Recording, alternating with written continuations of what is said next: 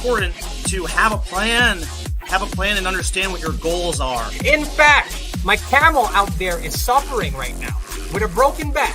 So I actually found Pepe when it was only a couple of hours old, and I'm like, oh, this is a funny meme. Oh my god. Yo! Who is this Degen? The old man is swing trading over years at a time. And it's like, that's where the real money is made. The answer is a permanent loss. With single-sided staking, you don't have to worry about impermanent loss. Really, at the end of the day, it's just the matter of a macro market. It's just what happens. If you're aware, if you're disciplined, you can hone that into further financial growth. Financial freedom, so we can actually live life and not have to be constantly living paycheck to paycheck. I mean, that's the ultimate goal, more or less, right?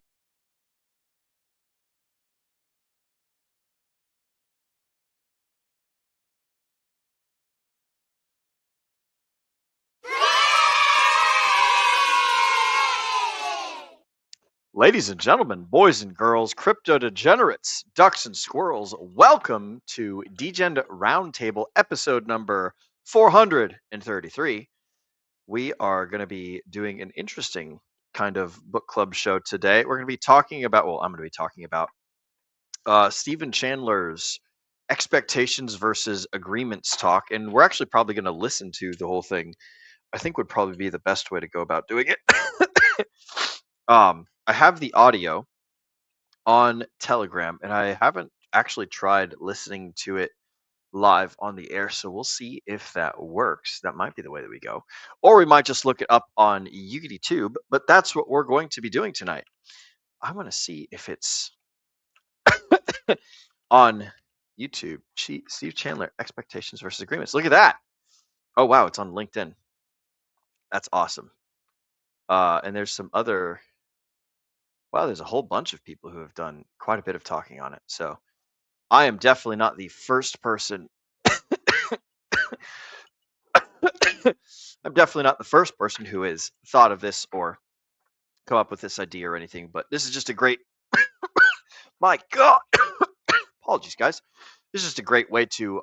It's just a great way to think about how you go through your life and the relationships that you have with other people, whether you have expectations over the thing that they do, or whether you're engaging in agreements with them. And so a big part of this talk is getting through the definitions and getting through the understandings and figuring out, like, what is the way that Stephen Chandler uses the word expectations and agreements versus what is the way that everybody uses them in their everyday lives. So the first thing that we all need to do is come to we need to come to agreements on what particular words mean. And this is something that I'm finding out more and more as I go through life. Is it like if people have different understandings or different ideas that surround the same English word, then they will often get themselves very confused, or they'll have mixed communication and stuff like that. So I think that it's a cool man.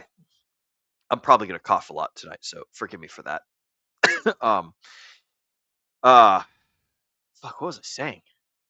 What was I saying? People need to come to similar conclusions on what are the different words that we use and what do they mean. And if, like, if we have a similar idea but use a different word for it, then we're not going to have good communication. So it's just a good thing to do. Go through life and really take a good look at what you think words mean. But basically, a brief summary of this book is, it's not a book, it's a talk, but it's the central teaching of Steve Chandler, where he explores, like, the fundamental difference between approaching relationships, both personal and professional, with expectations versus creating conscious agreements. So what he does is he asserts that expectations are basically like toxic, and they lead more towards, like, slavery and disappointment and resentment and conflict and things like that. And they're a more, like, passive and cowardly way, or like a fear approach or fear-based way to approach life. Whereas agreements are, like, positive, courageous, and creative, and they give more authority and sovereignty to all parties that are engaged in them. So, agreements foster accountability and respect and clarity and stuff, and, like, they're empowering, as opposed to the expectations, which is kind of like more enslaving and um more like, hey, like I'm holding you to this standard that you didn't necessarily agree to. Like an example would be like, hey, I expect you to show up to work at 8 o'clock. It's like, okay, now I'm putting myself in the position of master and I'm putting you in the position of slave. Whereas like if I'm an employer and I have an employee, I could say like, hey, you're an adult human being. Would you agree? Like, I need people to show up to work at 8. Do you agree to show up to work at 8? And then like I will pay you this, that, or the other thing in exchange for your labor and whatnot. And then the person who's doing the labor and stuff is like, hey, I'm an equal human being to you. Like, I'm not better than you. I'm not worse than you. But I do agree to show up at 8 o'clock. Do you agree to pay me, $50 an hour to do this, that, or the other thingamajigger? And then the employer's like, the employer could be like, I expect you to show up at 8, and the employee could be like, I expect you to pay me overtime. Having all these expectations for people puts them in a position of subservience, and it also like sets you up for disappointment because like expectations are literally it's a one-way mirror as opposed to like a two-way lens. you know they only the directions and the intentions and the stuff, they only go in one direction, and they don't give the other person an opportunity to opt out or do anything like that. So basically, let's see. Okay, so there's four things that I'm going to sort of kind of go through, and then we will, or I don't know, maybe, I don't know, should we listen to the whole thing? I think it might be good to listen to the whole thing, but I'm not entirely sold on it. So let's see what we got here. We're going to go ahead and take care of the most important part of the show. As a matter of fact, we're going to take care of the chat motherfucking shoutouts. We're joined today by my good friend Josh, Mr. Slide 180. What's up, broski? Glad that we could have you with us. Welcome. Mr. Josh gives us the cheers. And that reminds me that I have actually I have no alcohol in my hands, or I do have some in my refrigerator. So I will grab myself 2 Pabst cold beers, some PBRs. For those of you guys that don't know, PBR does stand for Pabst cold beer. So that's a good reminder for you guys all. But it's good to see you, Mr. Slide 180, Mr. Josh. Love you, buddy. Glad that you are with us tonight. This is a good talk. This is a good topic of conversation. So let's go ahead and rock and roll on into the ideas and the concepts. So the first concept is that expectations are toxic. So they're basically a recipe for disappointment, because when we have expectations, there's basically only 2 outcomes that can come from having expectation. One is that like the expectation is not met, and 2 is that the expectation is met. So it's like that I expect you to do this thing, and you either do it or you don't. The expectation is met or it isn't. So when the expectation is not met, it leads to disappointment, it leads to resentment, it leads to like a sense of betrayal. It's just basically nothing but bad whenever the expectation isn't met. And when the expectation is met, it's just a fucking neutral feeling of like, oh, so what? Like, I expected this, it was anticipated. This is the baseline. This isn't like anything special or whatever. It's it just it like it's essentially robbing us of the joy of the surprise that like a cool thing happened. Um, so like another thing that's like toxic about expectations is that they're cowardly, or they're like reactive. So they basically give a person permission to place the blame and the responsibility for outcomes on other people. So like when things go wrong, the persons with the expectations, uh like they just got to be disappointed in others rather than taking ownership of the situation. So it's like, oh, I expected you to do this and you didn't. Now I'm disappointed, and it's your fault that the thing didn't happen, not my fault as like the leader or as the person that's organizing the thing. It basically it turns the person who could be a leader into like an essential coward. So not a good scenario. It also creates like opportunity for rebellion, because people don't fucking like it when other people put expectations on them. you know it's a feeling of enslavement, and most people naturally rebel against slavery. And like that's just a, or like anything that is similar to slavery. Nobody likes paying taxes.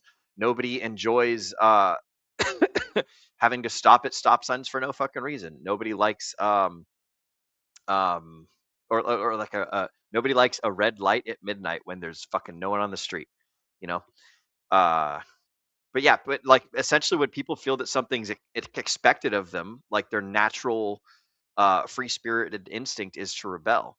You know, people that don't have that free spirit nature, they're like you're if you don't have a sense of freedom, then you're basically just like acting on, like that's what machines do. Machines have no freedom. They execute the code, and that's all that there is to it. So if you're a human being that does not have a sense of freedom or a sense of like I want to do my own thing or the things that I want to do, then it's essentially like a machine. And people aren't machines; people are people. So the natural instinct is to rebel, and using the word expect tends to create an internal resistance in people. So like the desired outcome is way less likely to happen.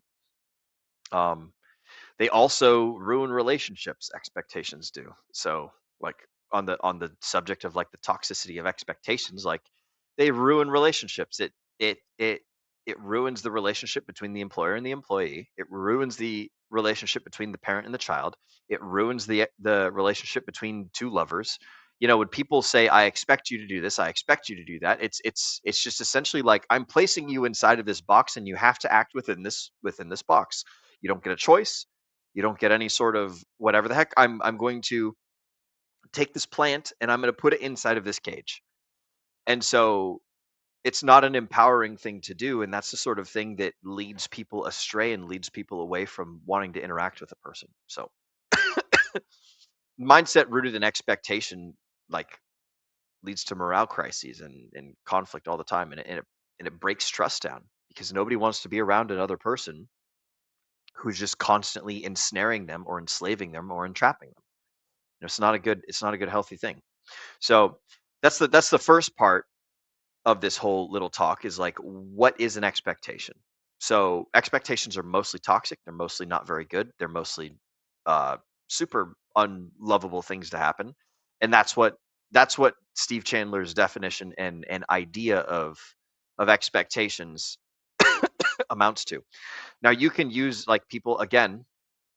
You can switch out the word for whatever sort of word captures that same concept, right? So don't get too caught up on the words and on the definitions. Take the things that I'm saying, like even if you're like, oh well, expectation actually means this. Well, it's like, okay, well, just apply a different word to the thing that I'm describing.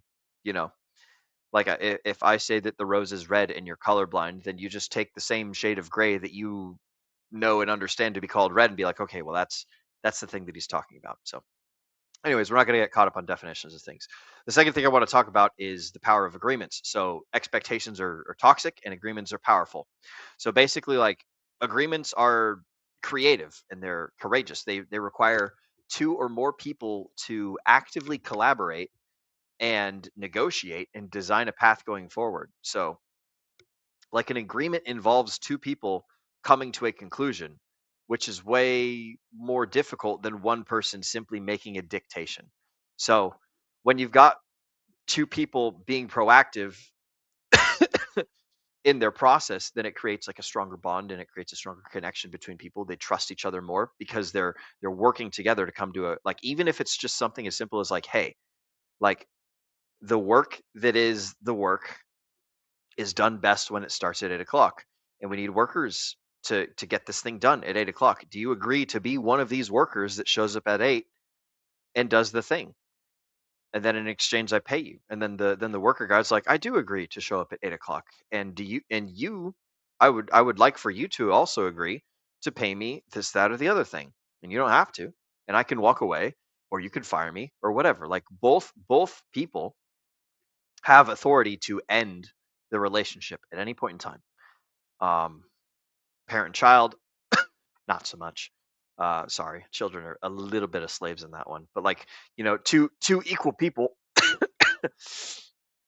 generally have, whether they realize it or not, both parties have power to put a sharp end to whatever interaction's going on.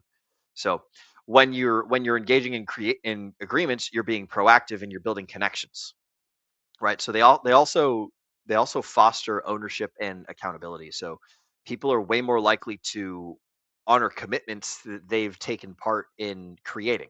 It's like I feel a sense of ownership over this thing that I've created, and people are way more likely to act in alignment with things that they come up with and things that they agree with. And so, like, if I say, yeah, I'll show up at 8, that I'm the one that internalized inside my mind, like, I'm going to show up at 8. I've said it. I've agreed to it. It's now like my word is my bond. And so if that means anything to me, then that's just one more thing that fosters ownership and fosters accountability. So um a lot of people are concerned with their reputation, and this is one of the things that contributes to that, is keeping your word over the agreements that you make. They also provide clarity and they prevent future problems. The the process of making agreements, um they basically force people to have discussions and and address obstacles and things that are going to get in the way, and force people to think about the stuff that's going to be necessary in the making of this agreement. So it allows issues to be resolved in advance rather than fixed after a failure or something like that. So it basically allows people to talk about the full scope of what's going on, and and in so doing, you address potential snags and hold back things. Agreements are also empowering, so they empower the people that are in the leadership position specifically. So, like, true leadership involves empowering the people that you're leading. Um, Creating agreements, not imposing expectations. If you want to be a good leader, then you want your team to be a team of leaders within their individual role. You don't want them to be just a whole bunch of little drone slave machine computer things, unless that's, I guess, unless you're working in a factory or something. But, like, you're going to break down the human spirit if that's the case. So, like, when you're a leader and you're creating agreements, you're building the people that you're in charge of up, and they generally like that. And honestly, that's how the world is. Like, the world has a high turnover rate. You're not going to be the only person doing the thing that you're doing forever. There's going to be other people that come in after you. There's going to be other people that take your place. There's going to be other, like, you're going to graduate onto bigger and better things, and then somebody's going to follow your path, and somebody's going to take over the thing that you were doing while you're getting better and doing the next thing. So that's just like the general cycle of life, is if you're not growing, then you're sort of kind of dying. And so the idea is, you want to constantly be creating new people to replace you. This is one of the things that, while Josh and I were in the Marine Corps, that they really, really hemmed down on us really hard about, is, like, you always want to be constantly training the people that are underneath you to be doing the thing that you're doing as well as, if not better than you, because you're going to graduate onto something else, and you're going to, like, the end of your active service date is going to come, and the Marine Corps is now going to have minus one person, right? Minus one technically savvy person. And if you haven't trained the next person to replace you, then now, like, the entire military suffers, well, by that tiny little percent, but the entire military suffers as a process of that. So when you are being a good leader, you're empowering your followers. And so a big part of empowering is creating agreements. Now, like, in the military, there's a much more uh crazy time and place for imposing will. um but it still doesn't mean, like,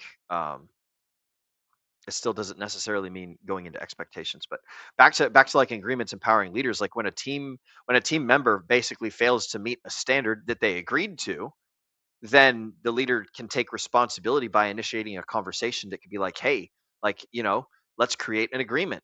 And if we and if we keep breaking agreements, then can we make a new agreement that's like, hey, I would like to agree to keep all my agreements. you know and you give the person an opportunity to step up and an opportunity to become a better person, rather than just, like, blaming him for his faults and being like, all right, you're out of here. It's like, you give the people an opportunity to fix their problems. um, I think that one of the best and most important parts of leadership is, you have to distinguish between malice and accident. So, like, like, when it comes to punishment, we never punish accidents. We only punish disrespect and malice and, like, purposeful, mistakes. It's kind of like, for those of you guys that are religious, I grew up Catholic, but the example would be like the difference between mortal sin and venial sin. Whereas like, venial sin is like, you accidentally do something and something bad happens. Whereas like mortal sin is like you purposefully do the wrong thing with intent. So I guess the difference between like manslaughter and murder would be a good example of that. It's like there's something accidental that happens bad. We don't punish that. We correct it, but we don't instill punishment for that sort of thing as leaders. Uh, so like you want to correct mistakes and you want to punish disrespect or disobedience or purposeful um, action. It's like if you can detect or infer that there's malice or badness, then it's like that deserves punishment. And then mistakes deserve correction. So just a thought there. So when you have a person that's tie that back. When you have a person that's breaking their agreements, then you don't like punish them. You give them an opportunity to like step up and become a better person for it. So that's what I would say. Um, but yeah, that's basically the general gist of the whole idea and of the whole idea of expectations versus agreements. Now he talks about it for about 25-30 minutes and he gives a whole bunch of examples and stuff. But I'm gonna go ahead and read to you guys some of these quotes that are pretty cool. We have two choices in life when we relate to other human beings. One is to have expectations, and the other is to create agreements. Expectations are toxic and they ruin people's chances at a good relationship. Human beings will love to keep an agreement that they co authored with you. Agreements are courageous and they are creative, whereas expectations, on the other hand, they're reactive, they're fear based, and as a matter of fact, I'll even say they're cowardly. A lot of these quotes are basically things I've already talked about. That's fine. Human beings were not put on this planet to live up to the expectation of others. Yeah, I will say, like, from a religious standpoint, anybody that's Christian or anybody that's specifically Catholic, I don't know if they teach this in other schools of Christianity, but the greatest gift that we're taught that God gave to humans is the gift of free will. So like any sort of time that you're taking away another person's free will, you're getting in the way of the ultimate gift that is given to sentient beings. So like you guys don't have to believe in the same things that I believe in, but that's just that's um a religious aspect anyways from this point. Fiddlesticks, I clicked off the pages out of the quotes on it. There it is. All right, the next quote. People will keep their word. People will not live up to your expectations.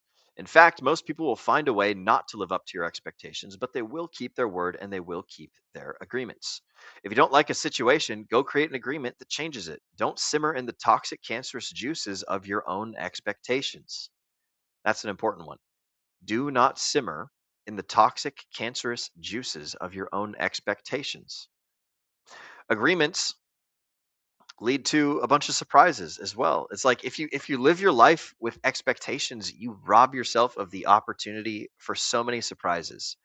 If you expect your wife to have like a hot cooked meal when you get home, you know, like and you build up this sense of like that you build up a second person inside of your mind that doesn't exist that you want to be the thing and you never talk to your wife like, hey, I would love for you to have a home cooked meal for me, like a hot meal when I come home after the end of the workday or whatever the heck, and then she says like, oh, I definitely agree, I think that would be awesome, I will be sure to do that for you. If you don't have that discussion and you just have this unspoken expectation.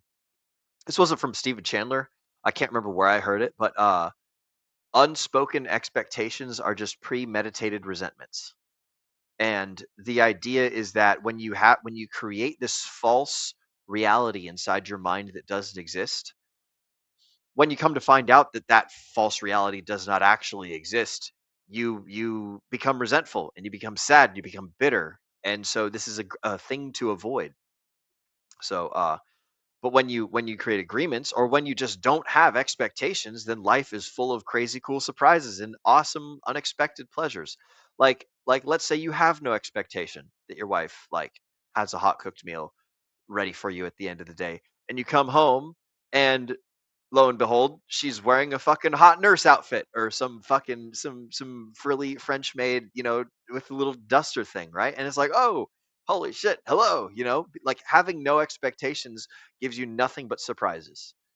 Or having no expectations and just being ready to accept the world as it is, like it frees you from the price that you impose upon yourself, that you pay, that makes your world and everyone around you's world way worse.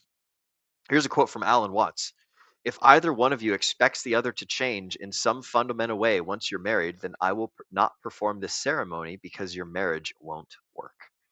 So that's pretty cool. So some of the questions for you guys at home, and this is just kind of like insight and reflection, but if you guys can think or recall a time when someone's expectation made you feel resentful or rebellious, um, maybe ponder a little bit for how you reacted to that and how they reacted when their expectation either was or was not met. Like the expectation is basically just like a little poisonous poisonous snake bite or sting that just like infects everything around it. I would encourage you all highly not to have expectations because it's just not very useful. It's not very awesome. Another thing you can do is you can think of a recent disappointment you've had in like a professional or a personal relationship, and if you can find a disappointment that you had, dollars to donuts, I would bet that you could trace it back to an unstated expectation or maybe a subconscious expectation. It could be conscious or subconscious, but most likely, if you're disappointed, it's because there was held an expectation and it wasn't an agreement. So like often like you can be disappointed over agreements as well. That happens. People fail on the things that they agree on. One of the things I used to be a much bigger fan of Andrew Tate back in the day. He had this course called the Iron Mind before he started going and doing all of his crazy stuff. He had this really useful course called the Iron Mind, which basically taught young men that like, hey, like as you're a man, the only thing that you have going for you is your word, is your ability to speak about things and then become known as the guy that does everything that he says that he will do. If you're a person that says they're going to do something and then you don't do it, people will notice and people will keep track, and they won't do it consciously, but this will be something that like they'll like these are little tally marks that will unconsciously put like little ticks next to your name on the scoreboard that exists inside of someone else's mind. And the more that you go around um doing the things that you say that you're going to do, the more that other people recognize that, and the more that other people come to respect you, and the more that other people come to trust you. And if you're a person that talks a lot of talk and then doesn't back it up and doesn't do things, then you become a bitch, and everyone's like, we don't trust this guy. It's like this is where the saying like a man keeps his word comes from.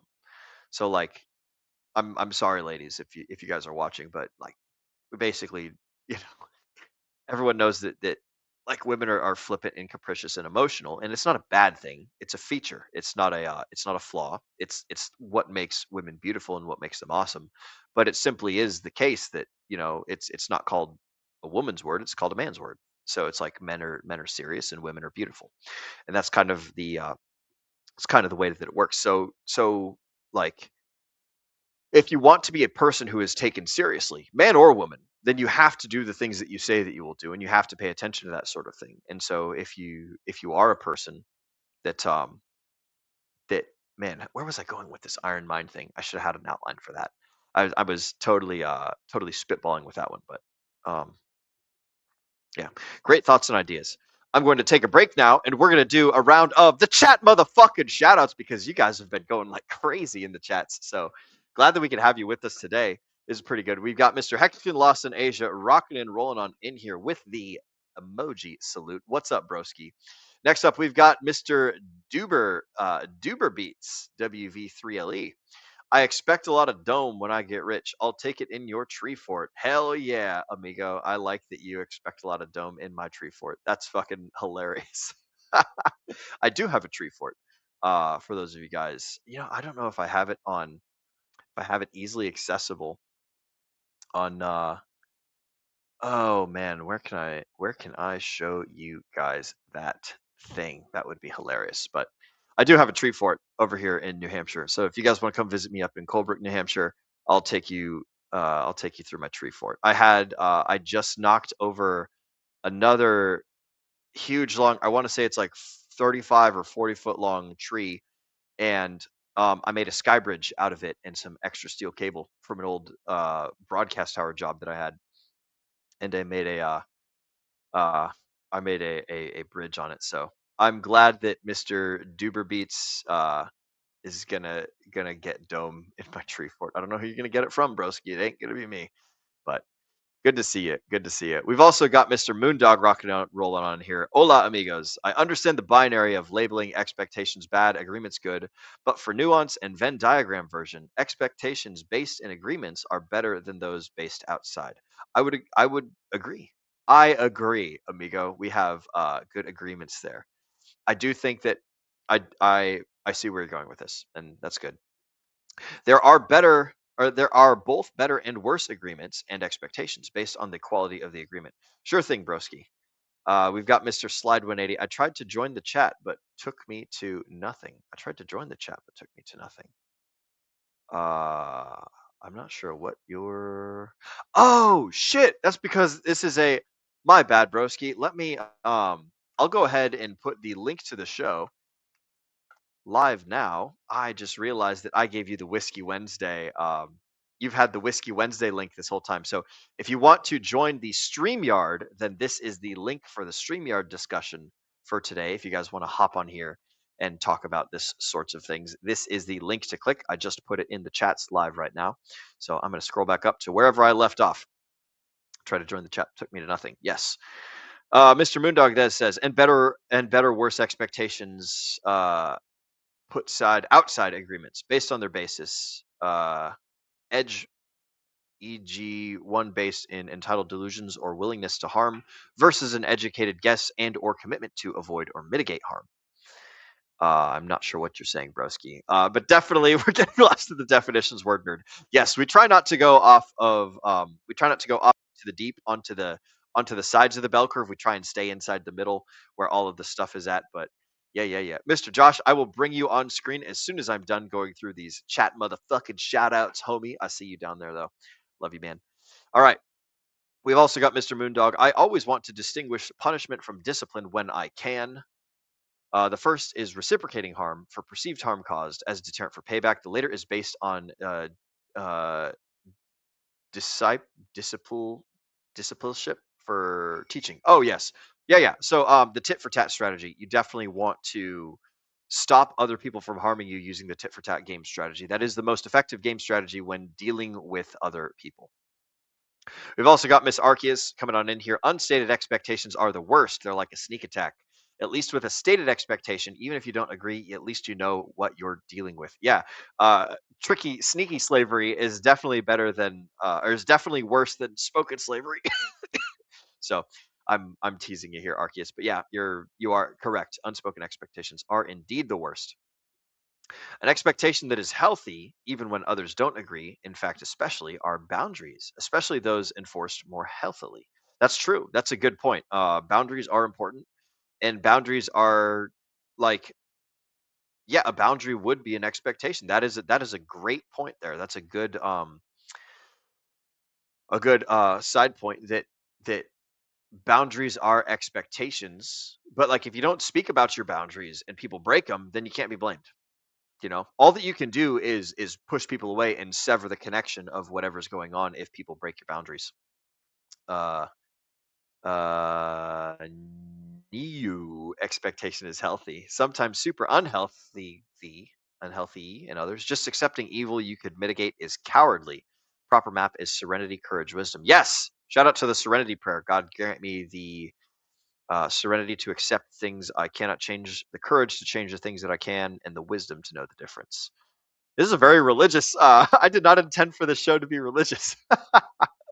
Yep, absolutely. Hey, look, there he goes. He puts it right there.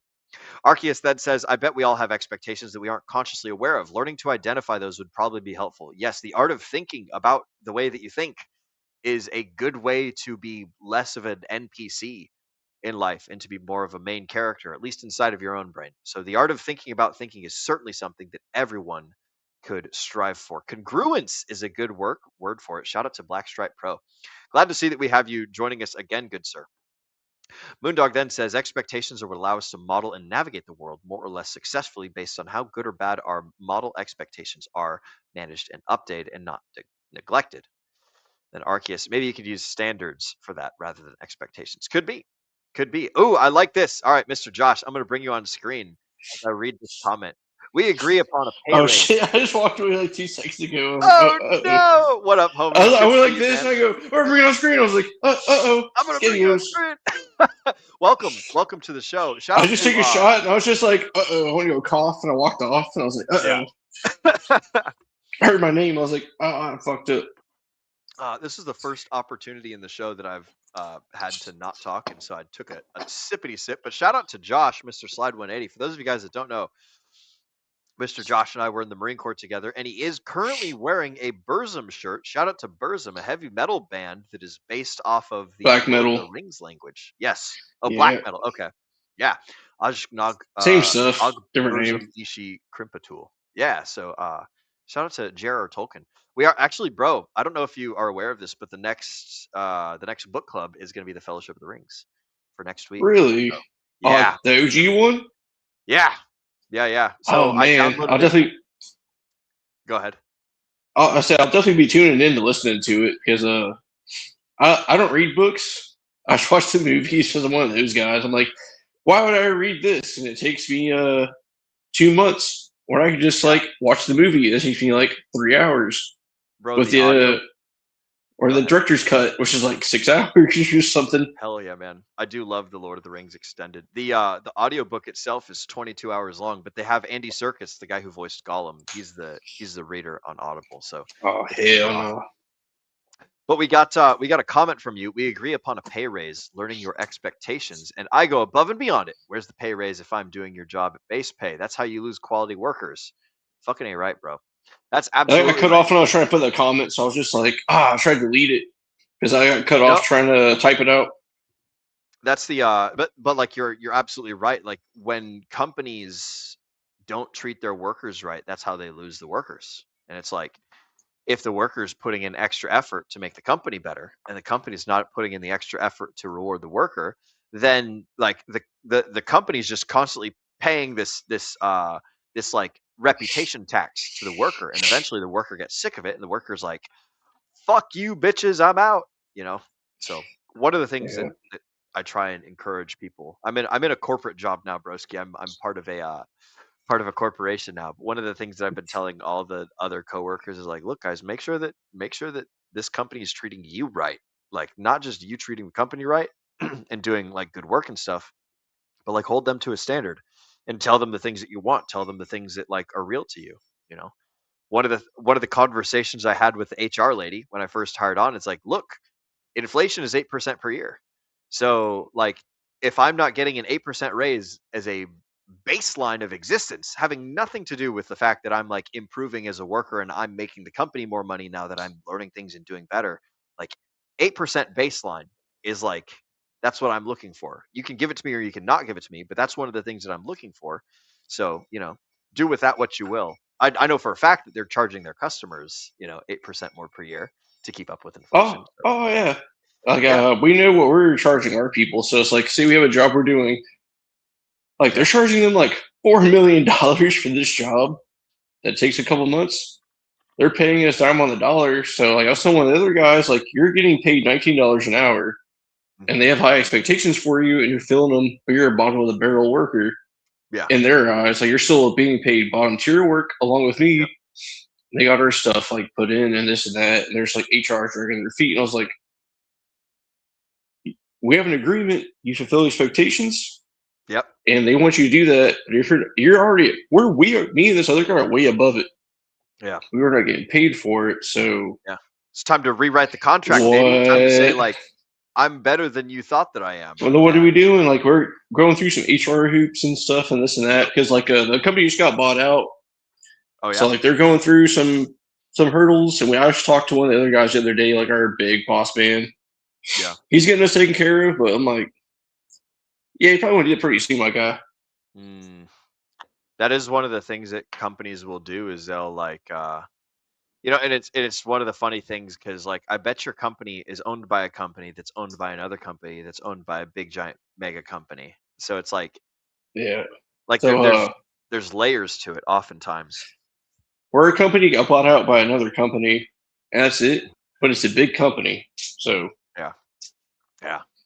And I and bet their they stock own. share is almost $300 a share. Ooh. So it's getting up there. It's like I think it's like Okay. $260 right now a share for a Yeah. said company. Fuck yeah, dude. That's And amazing. they want to send us overseas come next year, the year after. We'll see what happens with that. But they're hiring like 20 people a week just to keep up our demands. We're still short-handed, and Holy shit. our job, bro, I think we're booked up for like the next like 5 or 6 years of just full of jobs That's that we don't crazy. have enough people to even do it. Yeah. Man, what a that's a good problem to have, having more work than you can do anything with. I'm saying you come work with us. That's I mean I just got a job. I don't know if I don't have I told you, I don't think I've told you this. I got a job with Green Mountain No, you haven't. Communications. I'm I in don't know. I a don't even know what that is. I'm a fiber fairy now, bro. I climb cell towers instead of big TV broadcast towers. Oh, really? So yeah, I'm a fiber fairy now. But I work up here in New England, and it's pretty cool. It's a good company to work for. They've got a lot of great things going on. They treat their people right. It's a relatively small corporation. There's only like 80 people, and we're transitioning into employee owned instead of owned by one person. So he's basically sold the company to the employees, and right now he's the vice president, or he's the president of the committee that runs it, until the profits from the company's work pay him out completely. And then it's like, all right, guys, good luck. Oh, Take care of yourself. I guess So I like, hit you up for a job then. Shit, what's up? yeah, dude, come hang out up here in New England, man. Basically, what happens is they send us all around New England. We go like everywhere from fucking Rhode Island to Massachusetts to Vermont to Maine to all over New Hampshire.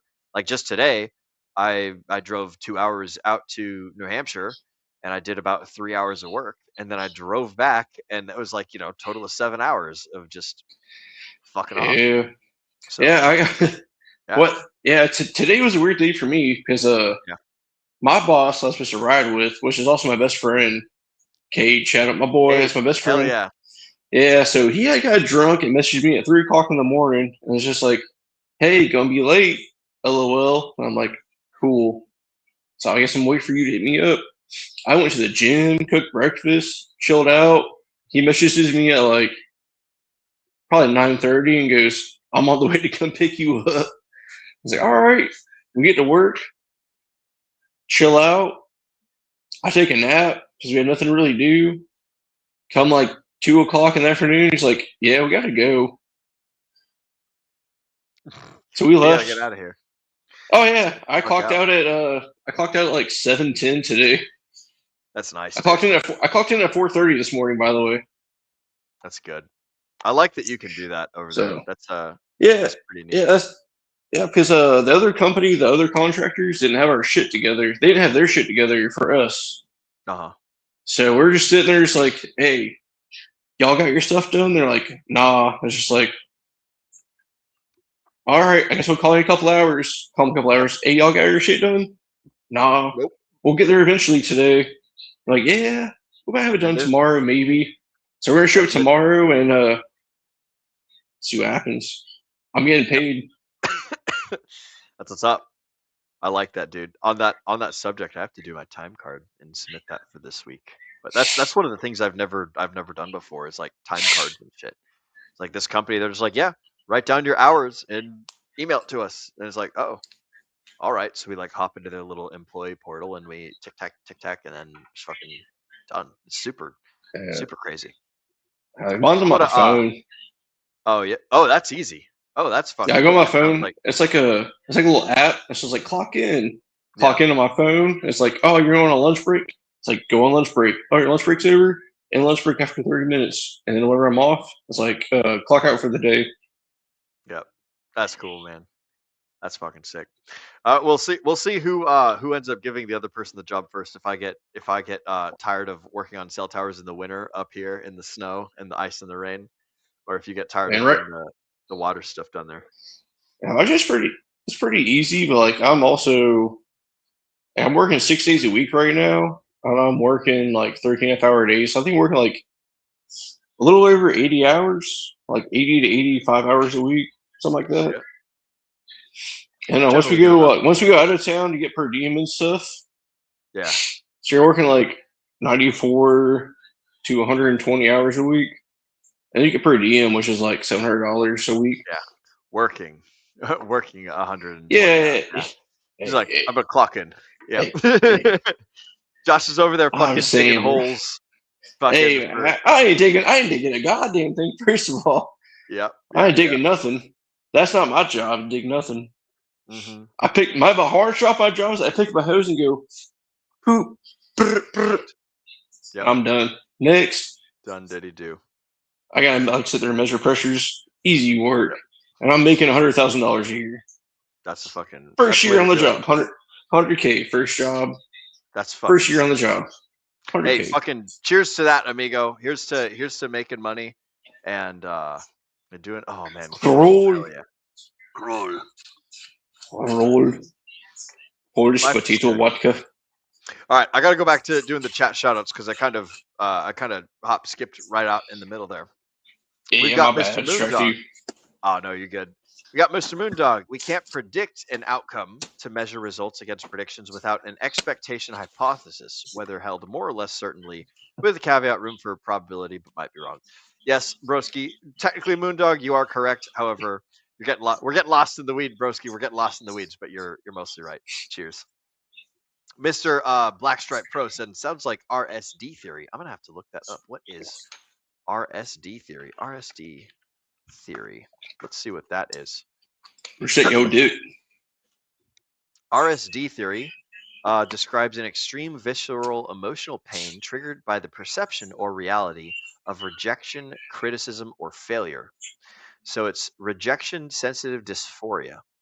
Core concepts of RSD is reactions feel abrupt, overwhelming, and physical, often like a punch or a dagger to the chest. And then there's the perceived versus the real reaction, which is individuals may interpret neural feedback, tonal shifts, or vague text messages as absolute disapproval. Okay, so this sounds like a silly goose thing, but like I say that it's a silly goose thing. It could be very real. It is a silly goose thing to me with my very limited, horse blinders on theory of the world. But I'm glad that you think so, Mr. Blackstripe Pro. Moondog says standards are expectations. They enforce hopes when relying on others to respect versus commitment to enforce when they inevitably don't and won't. Mr. Just Live has hopped on in here. Welcome, Just Live. Good to see you, broski. I hope that, man, Just Live, I hope that your woodworking stuff is going crazy good. I remember you were sending me pictures of all the cool like flower baskets and things you were making. That's fucking sick, bro. You see a picture of his wood? Yeah, dude, we got pictures of his wood. It's sick. Yeah. He's a good woodworker. I've got that Ren and Stimpy song Log stuck in my head now. Thanks. You're absolutely welcome, Mr. Just Live. Hell yeah, bro. I do not know that one, but I'll have to take a look. Ooh, Mr. Moondog talking about The Lord of the Rings. I have a great detail on one key difference between the books and the movies for Fellowship of the Ring that's worth offering. I'll plan to be available next week in person to avoid the clunky chat. Hell yeah, dude. It's certainly much faster to chittery chat in person than chatting in the chats. And two, when you include my biggest heartbreak from the movie, they're skipping over the whole Tom Bombadil storyline.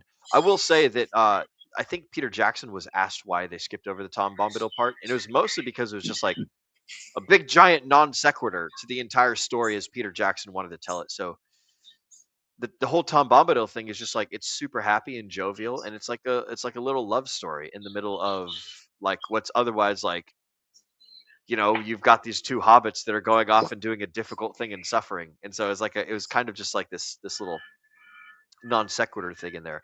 And the whole Tom Bombadil and the water nymph was supposed to be like allegorical is the wrong word because Tolkien really hated allegory. He did not like things that are supposed to be another thing. But many people suspect that the story of Tom Bombadil and the water nymph like represented J.R.R. Tolkien's like love and appreciation for his wife. So that was pretty cool. We've been also joined by Mr. Moonpilled Rational Optics, who rocks and rolls on here with the thumbs up, lets us know that we are gentlemen. And then Blackstripe Pro, corporately transmitted debt and absolution, 80 hours. I didn't know that was a part-time job. Jesus Christ. Cheers to you, good sir, for Mr. Moonpilled Rational Optics, and congratulations to Mr. Slide 180. So, yeah, there we go. And we're caught up on the chats, bro. Congratulations to you for breaking the 100K mark, man. I used to break 100K when I did tower stuff, but that was back when like half of my money was all per diem. And this new gig, we don't really get per diem a whole lot because we are rather close to where we start, and per diem's like 50 a day, so ain't nobody dying. I'm working in Houston, so I'm kind of getting fucked right now. So I don't get per diem. I also get to go home every day, so like that's true. Hey, yes, you are. I've been gone for 6 months. I've been gone for 6 months. I just got back like 2 months ago. Yeah, month and a half ago. 2 months. 2 months ago. Yeah, 2 months ago. I just got back home, so I've been gone all year except for 2 months ago. So like I'm enjoying life, being at home, working on cars, see my wife. Yeah, hell yeah, bro. You get to do all of the cool freedom things that you get while you are home. Shout out to Chewbacca up there on top of the fridge. Fuck yeah, Chewie. I still have the sticker. Chewie and Darth Vader. Yes, I still have the sticker that your wife made for me about us. And the crunchy, yeah, dude. I could have swore that quote was in the movie. Like, I think that we Nelson Mandela'd ourselves because I don't think they ever actually say punchy crunchy in the entire movie. Thumb Wars. Yeah, Thumb Wars. Yeah, the Steve Odekirk, or maybe it's Bob Odekirk. I can't remember, but I think we're also fucking. There we go. Yeah, we're Mandeling affecting ourselves on what his name was. Yeah. Well, I know that there's two Odekirks. There's the one that's Better Call Saul, and then there's the one that's like the chosen one from the Kung Pao movie. And I don't know if they're related. I don't remember. But I know there's Steve Odekirk and Bob Odekirk. But yeah, so shout out to whoever made the Thumb Wars, the power of the thumb, or whatever. I just saw I saw a thing the other day for Kung Pao Under the Fist. So it's like. Oh yeah. It was actually me and Kate were sitting in the truck. It's like wee, chosen one. I bust out laughing, and I was just like, "I'm coming, wee, chosen one, I'm coming." He's like far as fuck, chosen one, I'm coming. I'm coming. It's just like far as fuck away. Wow, these are some great nuts. Yep. You want fries with that? Oh my god. I don't think people get, unless you actually watched it. I don't think people get it. It's also really bad humor. It's like dick and ball jokes. If you like dick and ball jokes, you'll like Kung Pao Under the Fist. Hell yeah! You're the fucking man, amigo. Mr. Just Live just sent me pictures of the coolest new flower. His dick and balls. Mr. Just Live. If you are, well, shoot, I don't want to be doxing you. I just want to say that he's made some fantastic and awesome wood planter boxes for the folks in his area. So just know that. And Moonpilled Rational Optics is absolutely right. I wish they made a sequel to that movie. I know they teased it. At the very end, they're like Kung Pao 2. There's like fighting aliens and shit. Then there's the guy who gets his like stomach punched out, but he's coming back and he's got his stomach on a chain.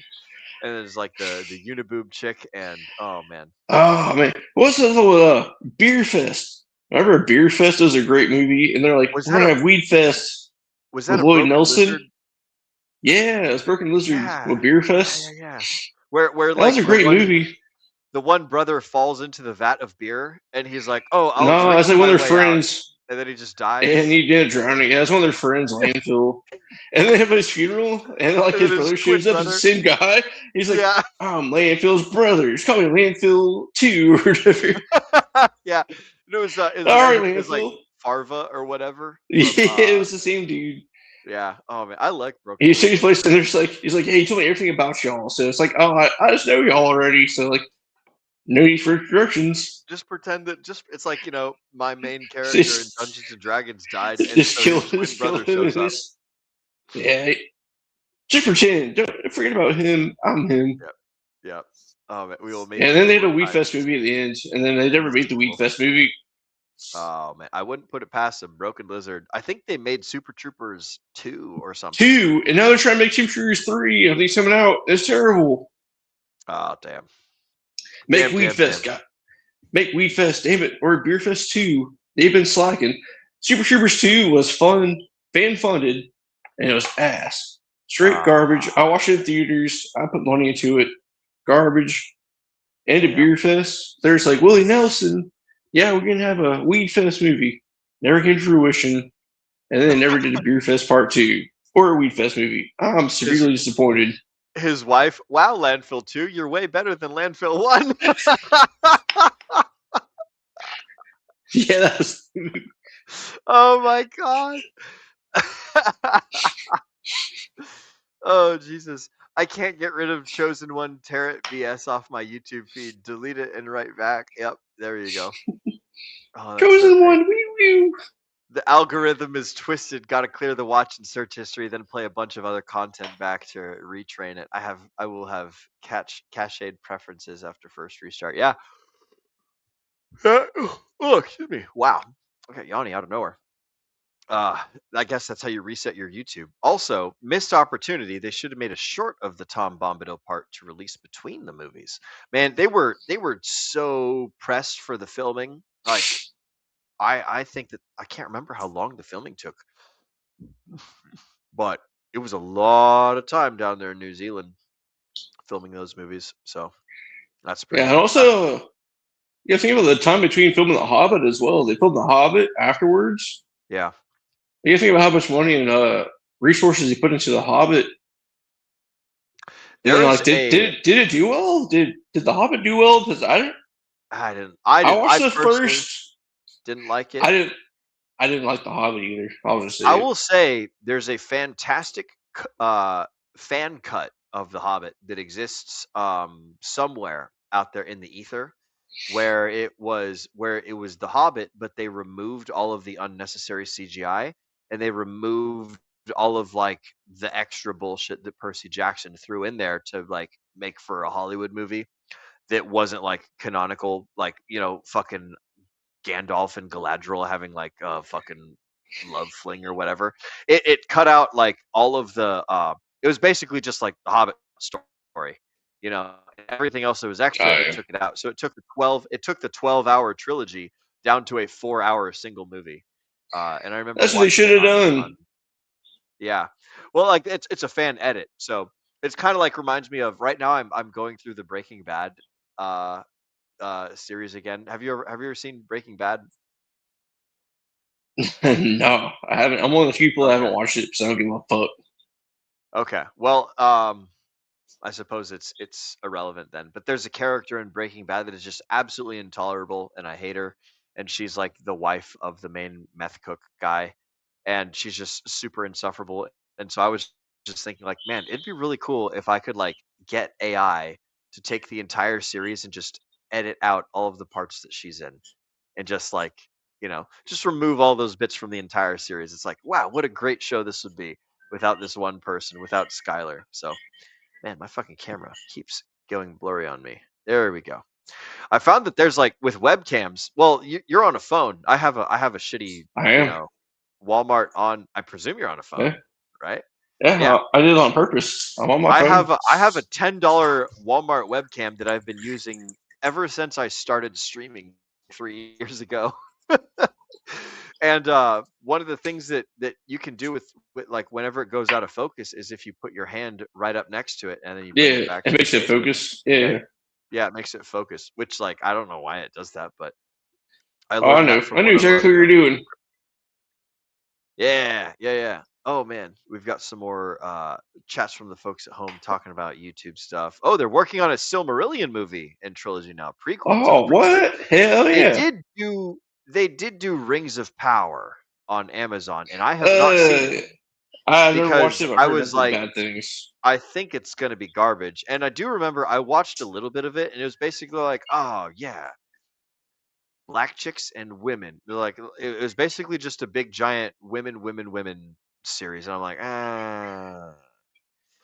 The Oh, I remember entire everything you loved for Lord of the Rings. Let's completely fuck that over and make it let's garbage and women. well, here's the trick. Here's the trick with Lord of the Rings. There was exactly one line in the entire trilogy where a woman spoke to another woman, and it was in Helm's Deep when the girl child looked up at her mom and she was like, "I'm scared, mommy." And that was the only time that a woman talked to another woman in the entire Lord of the Rings trilogy. So yeah, so like the entirety of the Lord of the Rings is man talks to man, or man talks to woman, or a woman talks to man. Like there is no Well, like girl to girl chat in the entire thing, which is what makes for oh, such a great story. Is it's got no yeah. fluffy feelings bullshit in it. It's all just Well, like let's be real. Yeah, it's like, stuff and who things. do they make this? Who do they make this for? Oh, it's totally made for men. Absolutely. It's like so it's we can't a stereotype hero's ourselves. journey. Yeah, We can't yeah, stereotype absolutely. ourselves.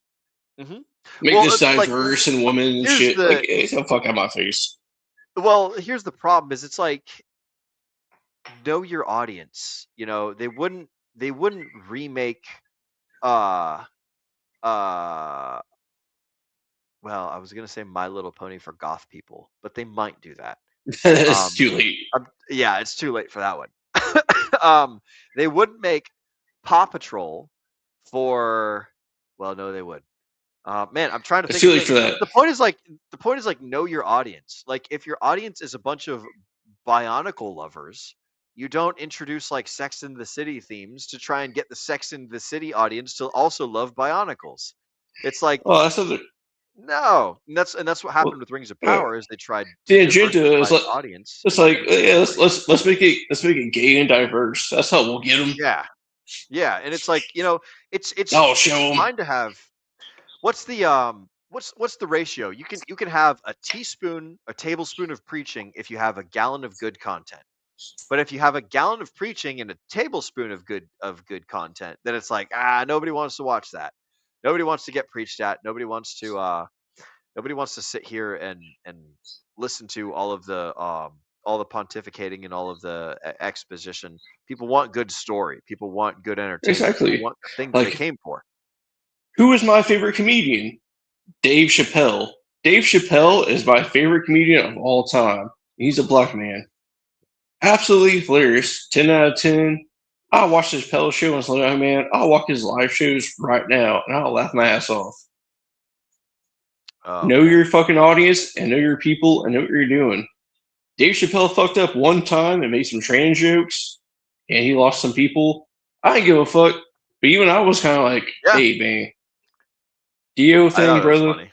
I was just like, hey, do your thing. But he stays true to himself and I appreciate that. But like at some point you have to realize maybe I should be backlashing too much or like, or not. Who gives a fuck? Exactly. I think that's your superpower too, Josh, is that you have the most like who gives a fuck, I don't give a fuck attitude, which is like the most liberating and freeing thing. That's one of the things I love the most about you, broski, is like your ability to be like, you know what? Fuck this shit. I'm out. Like you're not like a bad person. You're just like, you know what? I know what I want. I'm getting it or I'm not getting it. Fuck this shit, I'm out. Or like, you know what? Who gives a fuck? We're like life will go on. You have the you're like the ultimate like water off a duck's back kind of guy, and that's a crazy cool thing. I'm very like either I like it or I don't. There's no really in between. Either I like it or I don't. That has nothing to do with any of that little dumb shit or whatever the fuck. Either I like it or I don't. And like I can put up with some shit. Even when it comes like I love anime and stuff. Don't get me wrong, but there's some anime where I'm just like, oh fuck, I'll ride or die for One Punch Man, but like, dude, that's on Netflix now. I don't know. If you, man, I don't know if you're aware. The last season that came out of One Punch Man, absolute trash. It sucks. Seen it. How many it's absolute garbage. I've only seen. I think there's three seasons. That third season, that's absolute garbage. I don't even want to watch it. It says garbage. I'm hate. Well, the first one was it's in my thing. the first one was fucking gold. and then the One Punch second one Man was okay. first season. One Punch Man first season was perfect. Second season Yep. has moments. Third season, throw it away. They fucked it What are you up. gonna do? That's what I feel about shit nowadays. Is they keep Yeah. fucking shit up because they're trying to they're trying to what's it called? Recreate the wheel. I think is what I'm trying to get at. That's when Oh, they want to yeah, yeah. recreate the wheel. Like, you have something that's perfect. Keep that the way it is because it's working for you. But you're trying to recreate the wheel, and you just keep making it a square or a hexagon. There's only so many things that you can kill with one punch before you've killed everything. I kind of No, part you of can me is continue on the curious. story. You can continue on the story. The story Okay. is a great story, especially in the anime. The Yeah. actual animation is where they fucked it. Oh, It's really? the animation. Yeah, they Oh, killed the okay. animation. Have you read the manga or the comic of it? Some of it, but I looked into the animation of it, and it's just like, dude, sliding down the hill. It's just like, I'm sliding down the hill.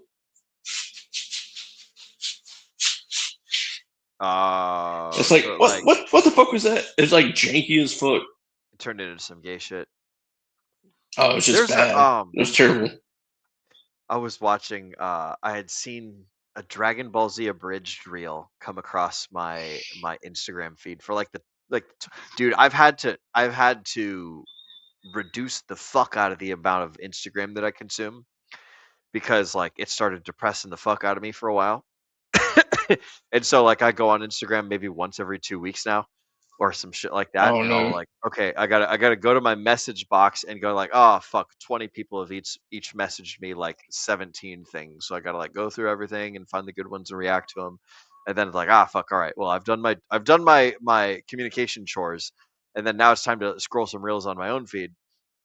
And I saw this thing where it was Dragon Ball Z abridged, which I love the abridged series. I used to watch the fuck out of Yu-Gi-Oh! Abridged, man. Oh my god, they're so hilarious. But the Dragon Ball Z one, Goku was he was talking to Vegeta and Piccolo, and they're like, "Oh my god, we have to fight this guy. He's come back to the past. His name's Adolf Hitler."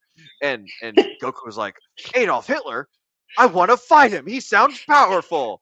And they're like, "No, we have to kill him." And he's like, "What do you mean we have to kill him?" He's like, he's killed 6 million people. And he's like, "Bro, Vegeta's destroyed 7 planets, and he's my best friend now.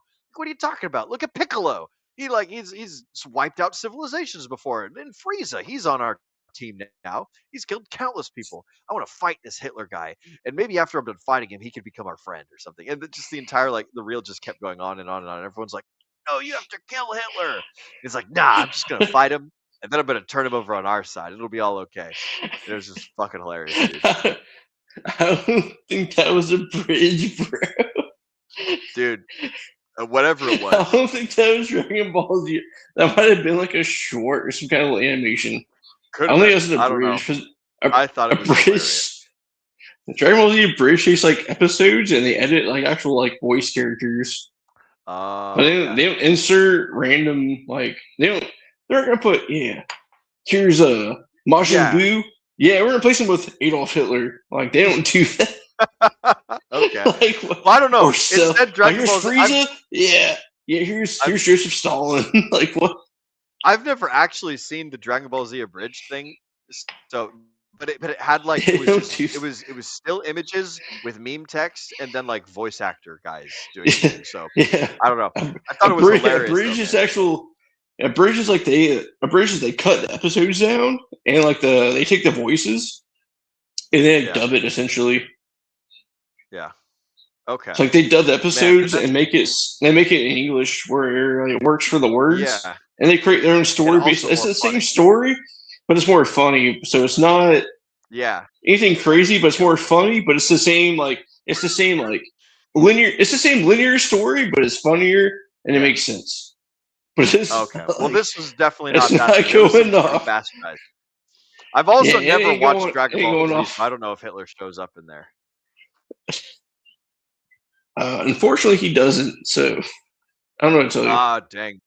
We need more Hitler inside of Dragon Ball Z. Whoever's making Dragon Ball Z, if you guys could add Adolf Hitler in there, that would be hilarious. Mr. Satan shows up. What? Oh, man. Maybe I gotta watch Dragon Ball Z. I feel like I missed out on like what the zeitgeist of our childhood, having never watched Okay, Dragon Ball Z so or something.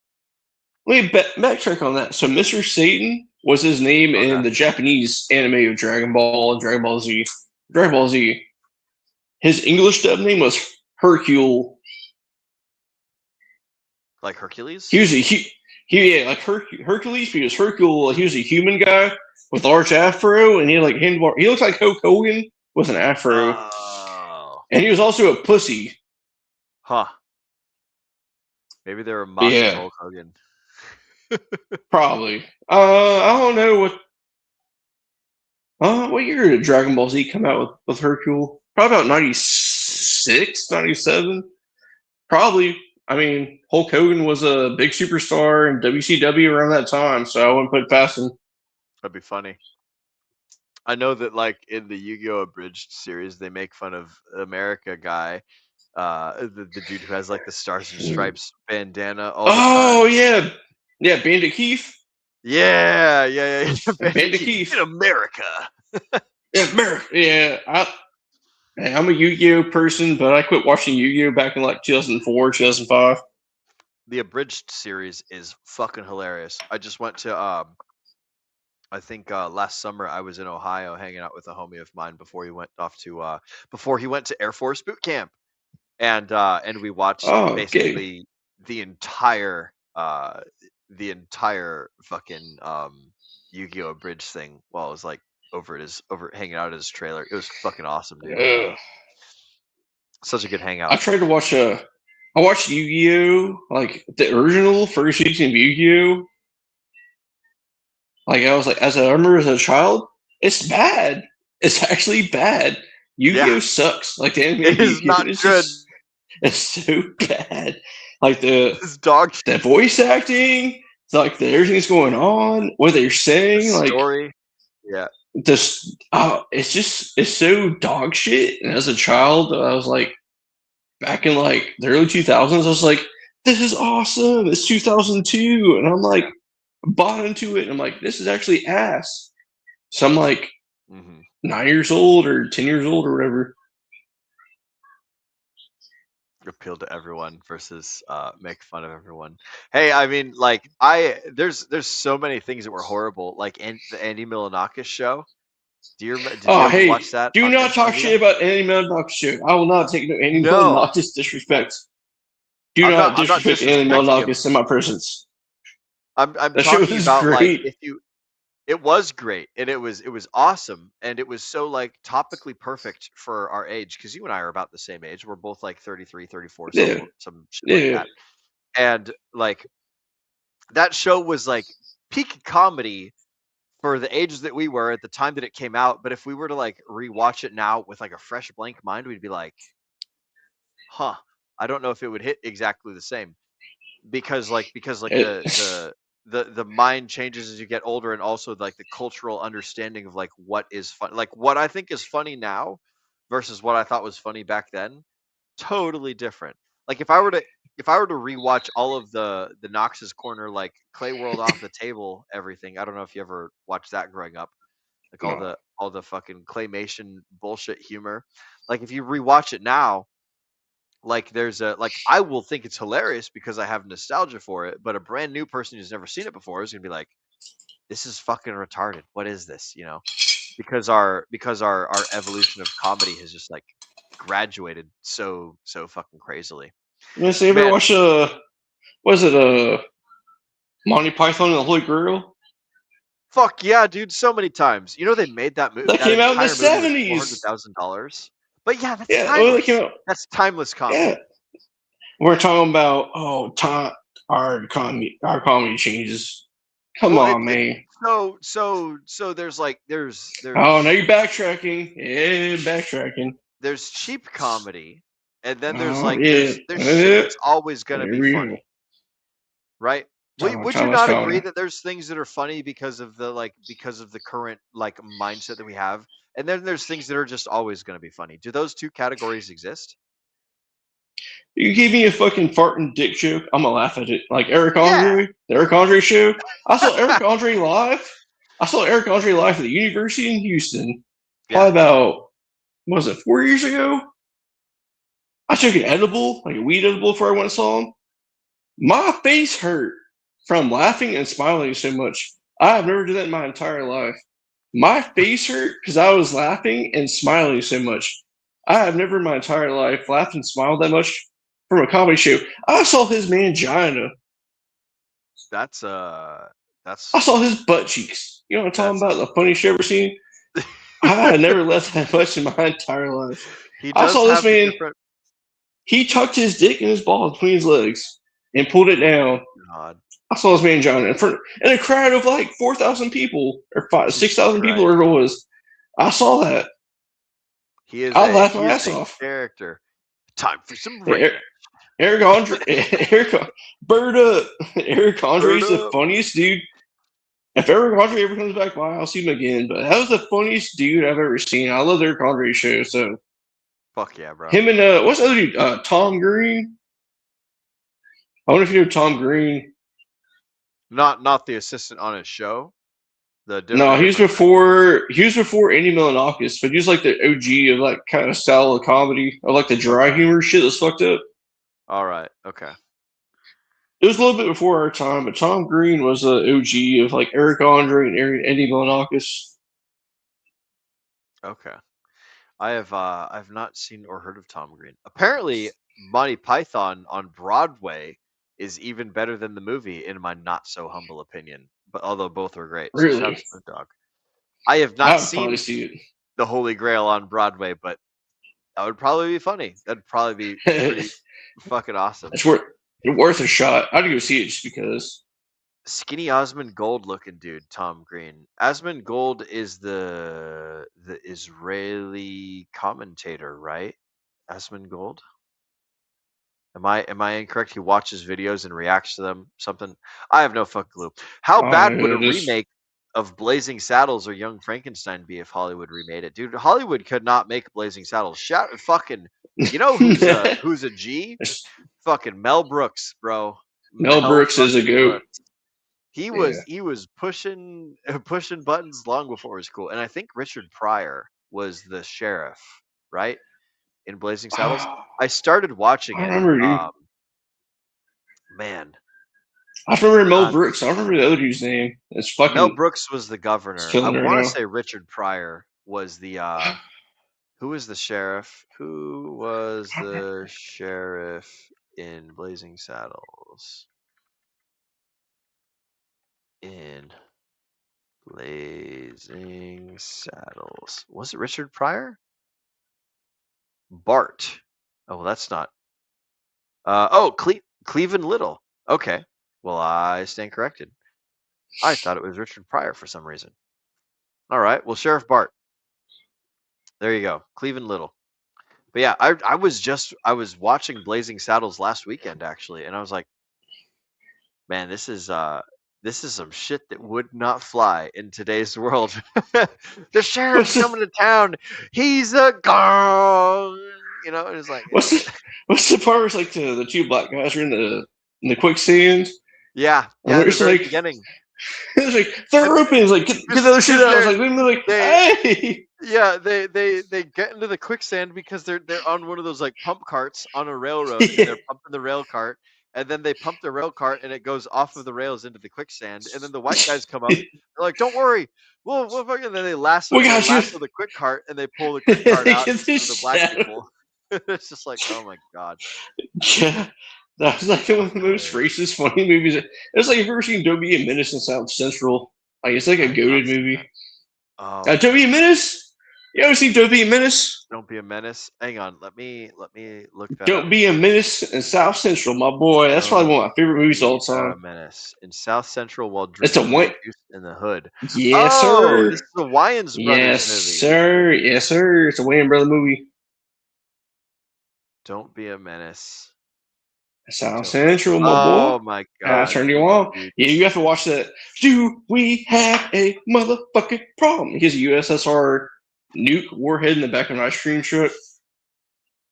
Man, how many Wayans brothers are there? There's a lot. Nah, if there's one you have to watch that one. I recommend that one. there's one I recommend by them. That's the only one I recommend.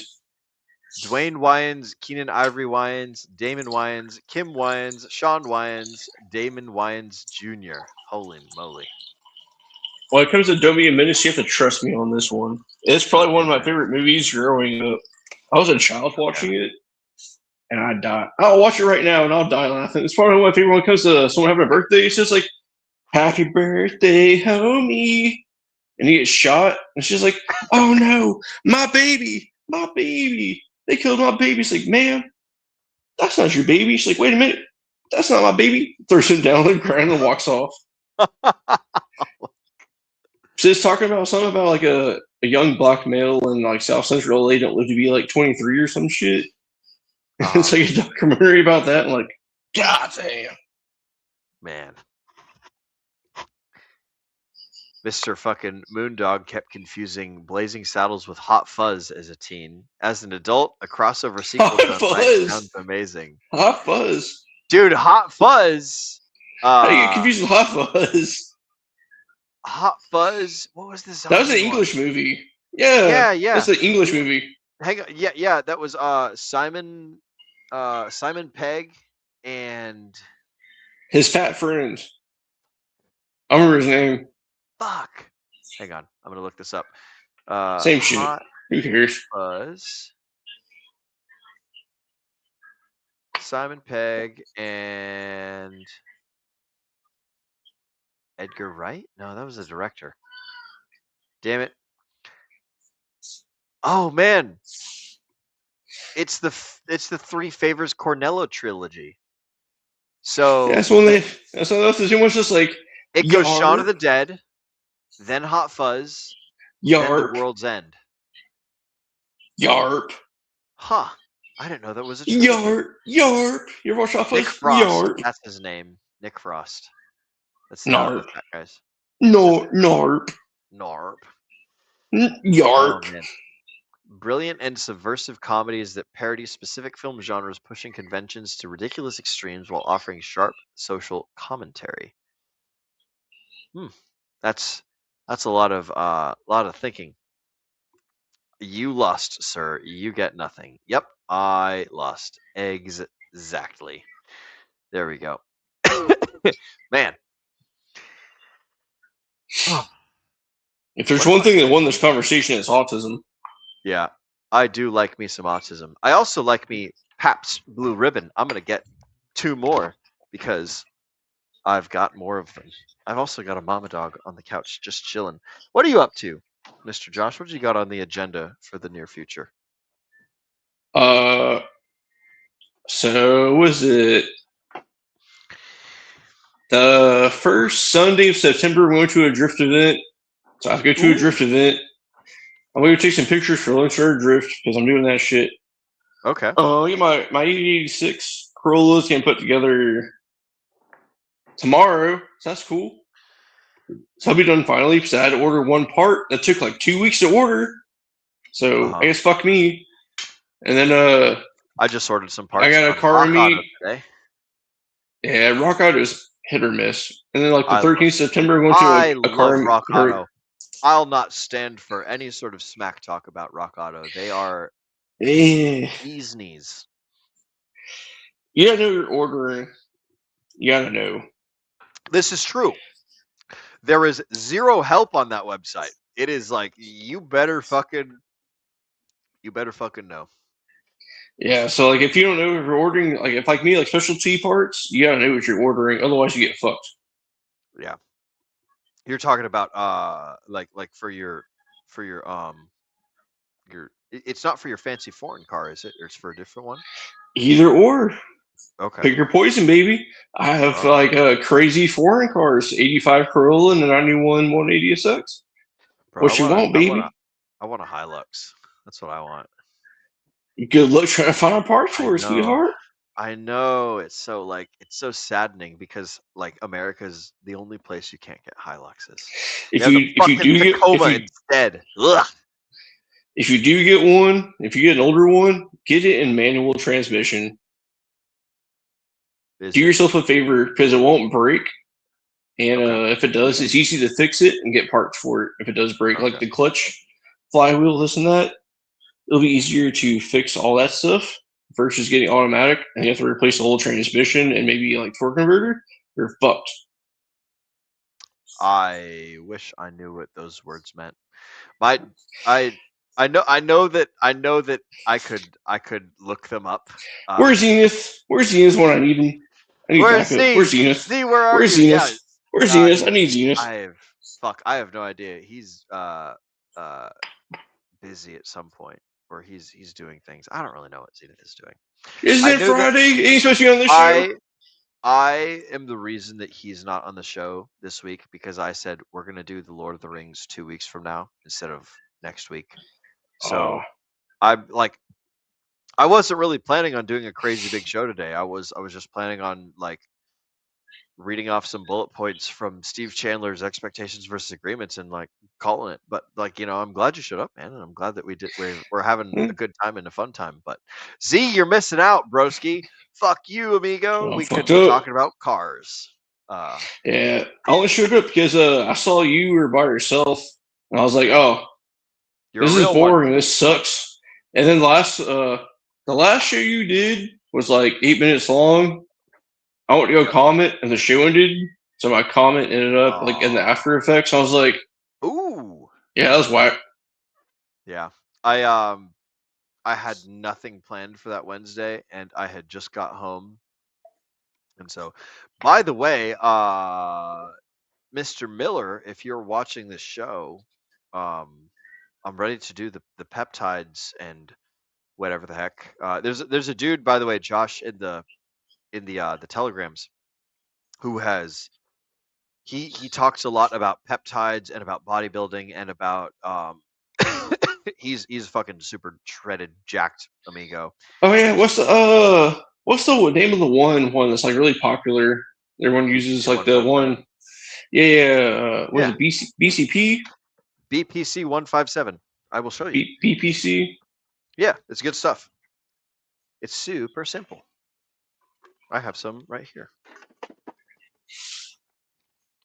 Let me make sure there's no PII on it. There's not. But yeah,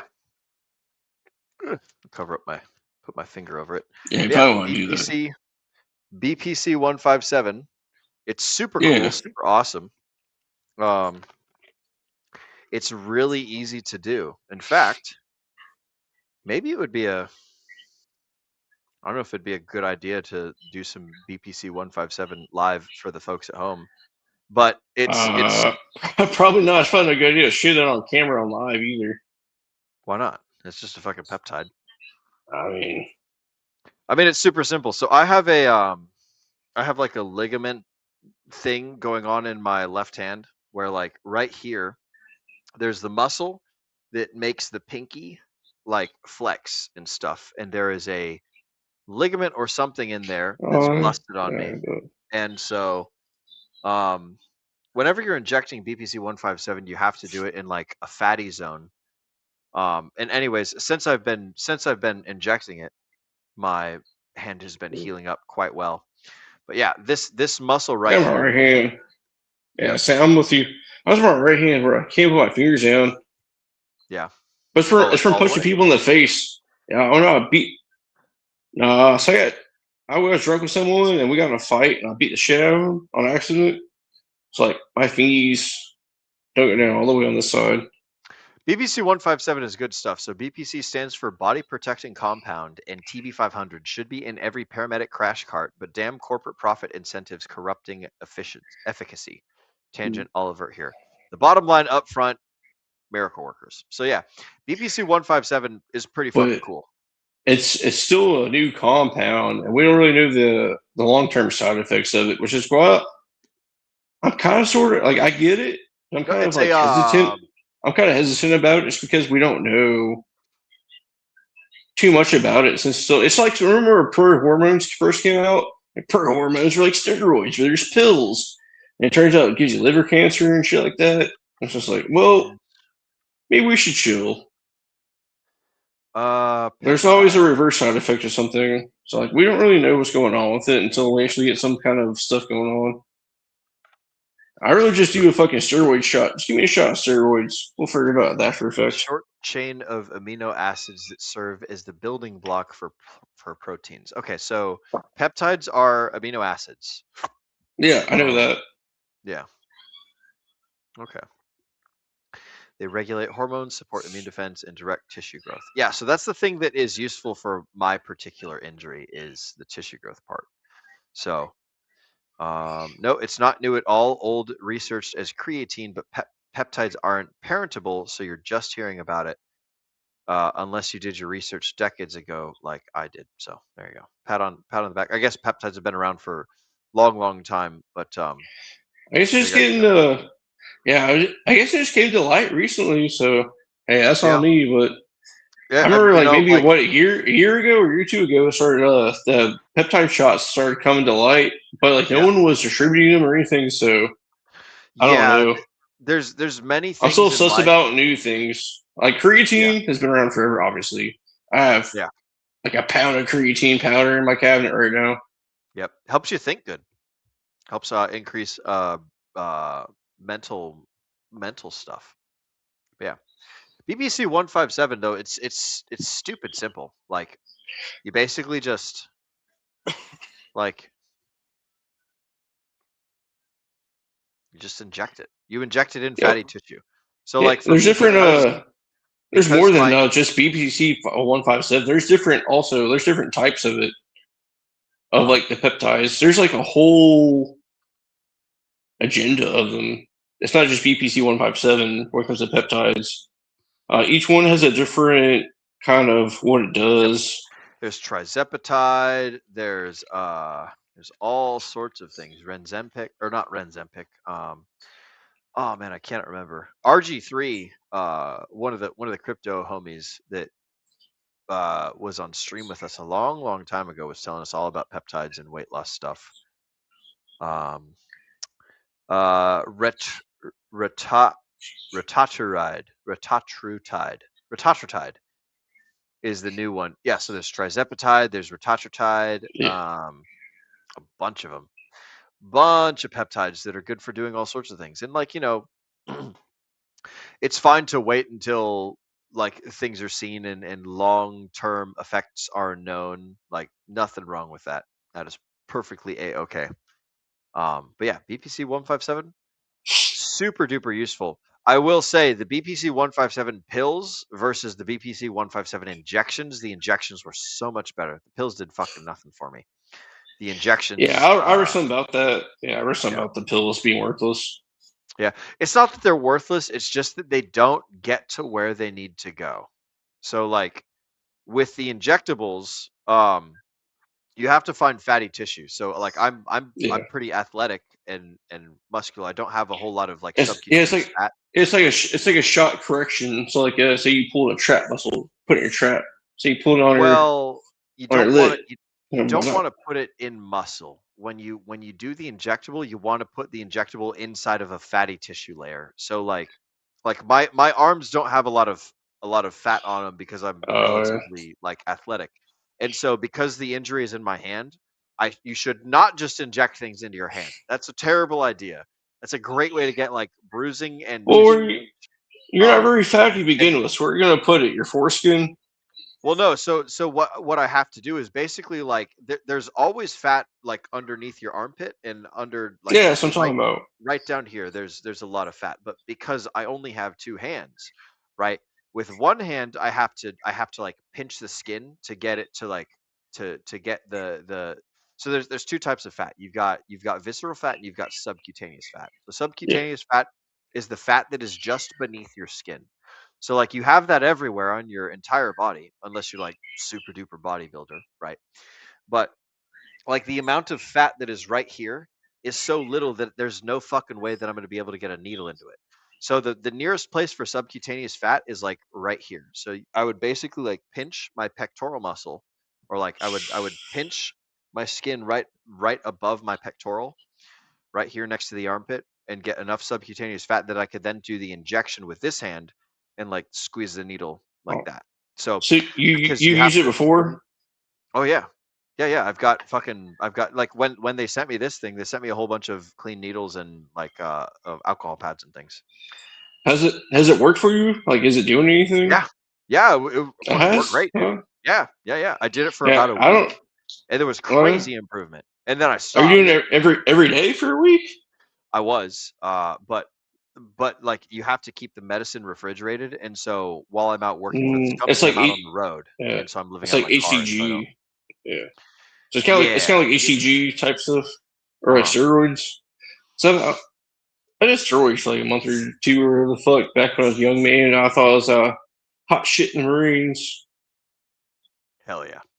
You gotta keep the shit refrigerated, otherwise it goes Yeah. bad and doesn't work well. So this stuff expires on the 7th of September. So I would be wise to just do it. Fucking I don't would it be useful to do a fucking a preview for the folks at home and just be like, hey, this is how you inject BPC 157. This is the steps that I do it. This is what was talked to me by like a doctor guy, and fucking this is how I Yeah. particularly do it. You guys can do whatever the fuck you want, you know. But it like this whole thing, it was relatively inexpensive. It was like $190 for this thing, and this is like For one, yeah, for one. So it's 3 milligrams. god damn, that's Um, $100 for one fucking shot. no, not for one shot. This is because you only do 15 units per shot. So let me show you some like They went for one. I was like, nah, bro. yeah. Fuck No, off no, for no, that no. shit. So check this out. So they sent me this whole little Oh, here's the this whole show. box. Okay. This show Oh, now y'all is sponsoring that? no Oh, longer. now we're sponsoring that. Oh, wow, here we go. No. So I'm not saying go buy these things. I'm saying that it worked for me. Joking. You guys can do whatever you want, right? But so Yeah. I worked with Optimal Balance Pharmacy, right? And I have doctor friends that do things over there. So like they send you a bunch of fucking needles. They literally send you like a little care package full of clean fucking needles, right? And you take the needles and you take the alcohol pad and you clean the needle tip, and then you clean the tip of the jar of medicine, and then you clean your skin where you're going to do the injection, and then you pinch the skin so that way you get a good amount of subcutaneous fat, and then you do a very shallow injection. So like a deep injection, imagine this is your layer of skin. This is a deep injection, and then this is a shallow injection. So you do the shallow Yeah, injection so that way you get the medicine gets put into the fat layer, so that way it's distributed over a period of time, as opposed to like just all in one place. So you get it in the subcutaneous fat, and then the body will distribute it like the area that it'll distribute it everywhere. But if it's close to the source of wherever the problem is, then it will go there and fix the problem. So that's what happens. And so like anyways, you take a look. So I'll go ahead and I'll show you one of the older needles, right? So this is an older needle that I have used.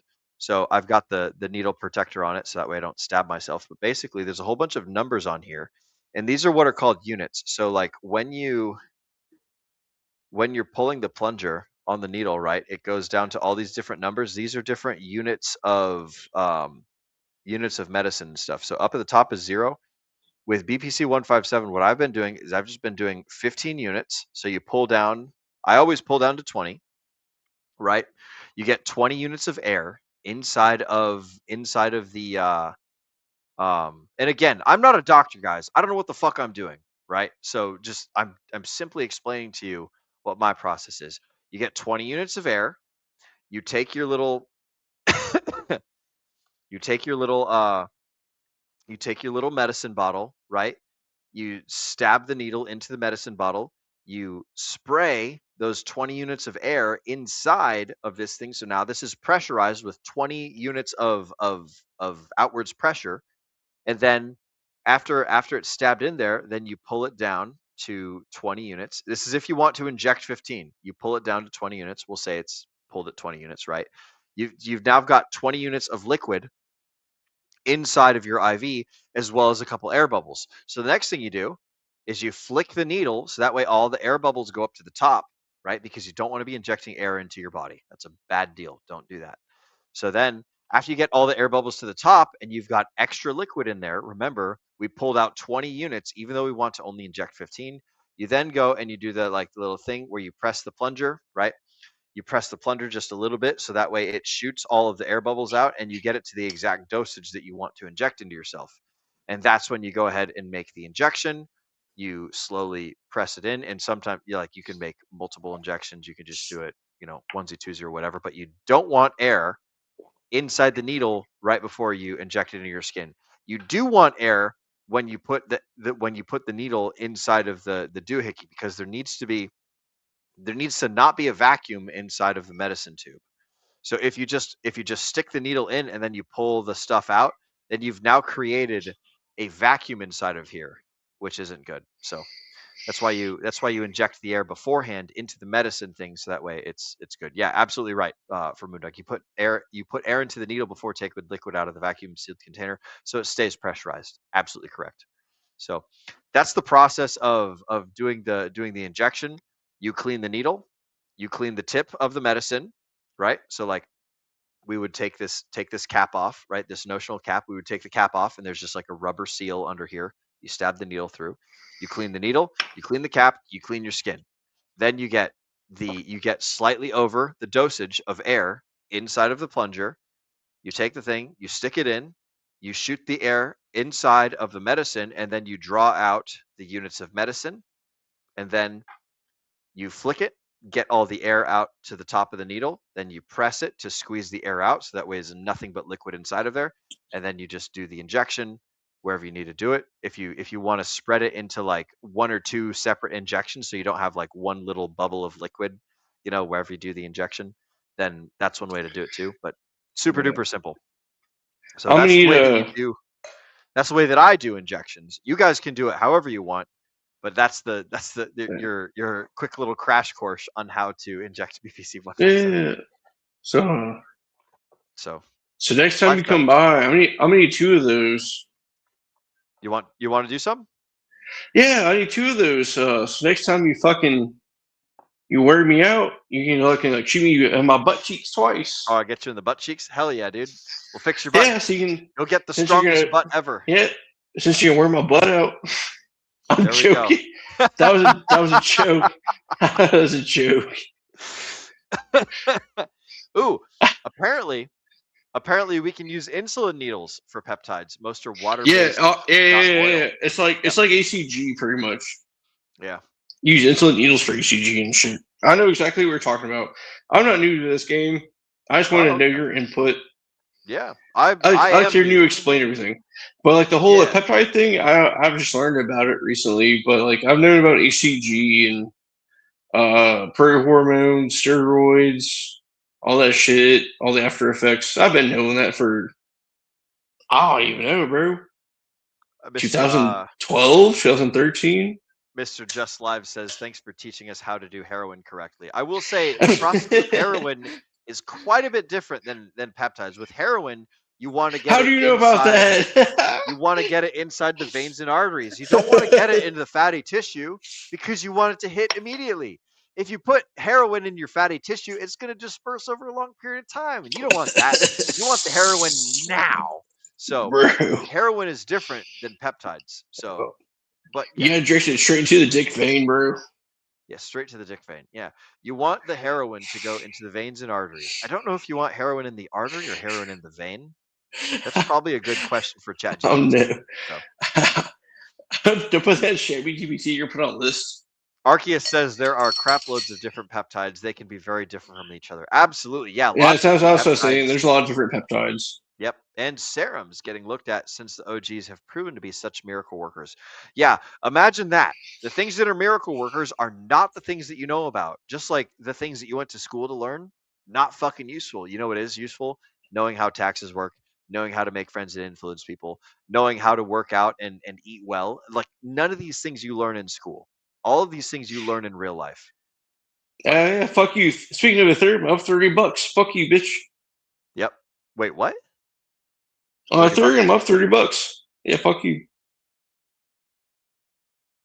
Oh, Ethereum. Yeah, Ethereum. I'm a $30. I thought Fuck you said a third arm really fast, and I was like, a third arm. I'm Yeah. trying You to know what? think. I'm writing that too. What's my My third third arm arm? going on here, broski? Yeah. I'm gonna inject BPC into my dick and grow it a third of an inch. There we go. Interesting. Is that what they call Oh, man. 157? Because you get one, and then after the fifth one, you get like a fifth, and then you get like a seventh of an inch, or like. Oh, ooh, that's the way BPC. I'm gonna the next series of BPC 15 injections are all gonna be into erect penis shafts by members of the Degen Roundtable audience. It's called BBC 157. We've got some more. We've got butamorphin, MK677, and yeah, I know about that. That's liver toxic. Arginine are two hot HGH replacing pseudosarms, Yeah, often grouped with true Don't SARMs. focus arms. Don't I don't know focus what any arms, of my it boy. is. Do not focus arms. Okay. Very good stuff. Interesting. Fascinating. I did not think that we would be getting this. So you can do it. You can do SARMs. I'm not telling you not to. I had done SARMs when I was a young man, but do not do it. It's liver toxic. Okay. Not good for you. And also, you have to use PCTs afterwards. This is post-cycle therapy because it fucks with your natural cycle of testosterone. And it's not healthy for you. And also, you get minimal gains from using SARMs. So, as someone who's used them, don't do them because they suck, and you don't get any muscle or any strength gains from them. You get minimal. Well, they're not worth it. So, fuck that shit. Just eat good, lift good, and not be a little bitch. Don't be a little bitch. Don't be looking for for real. Like with like most quick cuts. Don't look for shortcuts. Just grind. Yep. Oh man, I gotta give a shout out to Moondog here. So Moondog has been doing some fantastic research, and he sent me a very flattering message.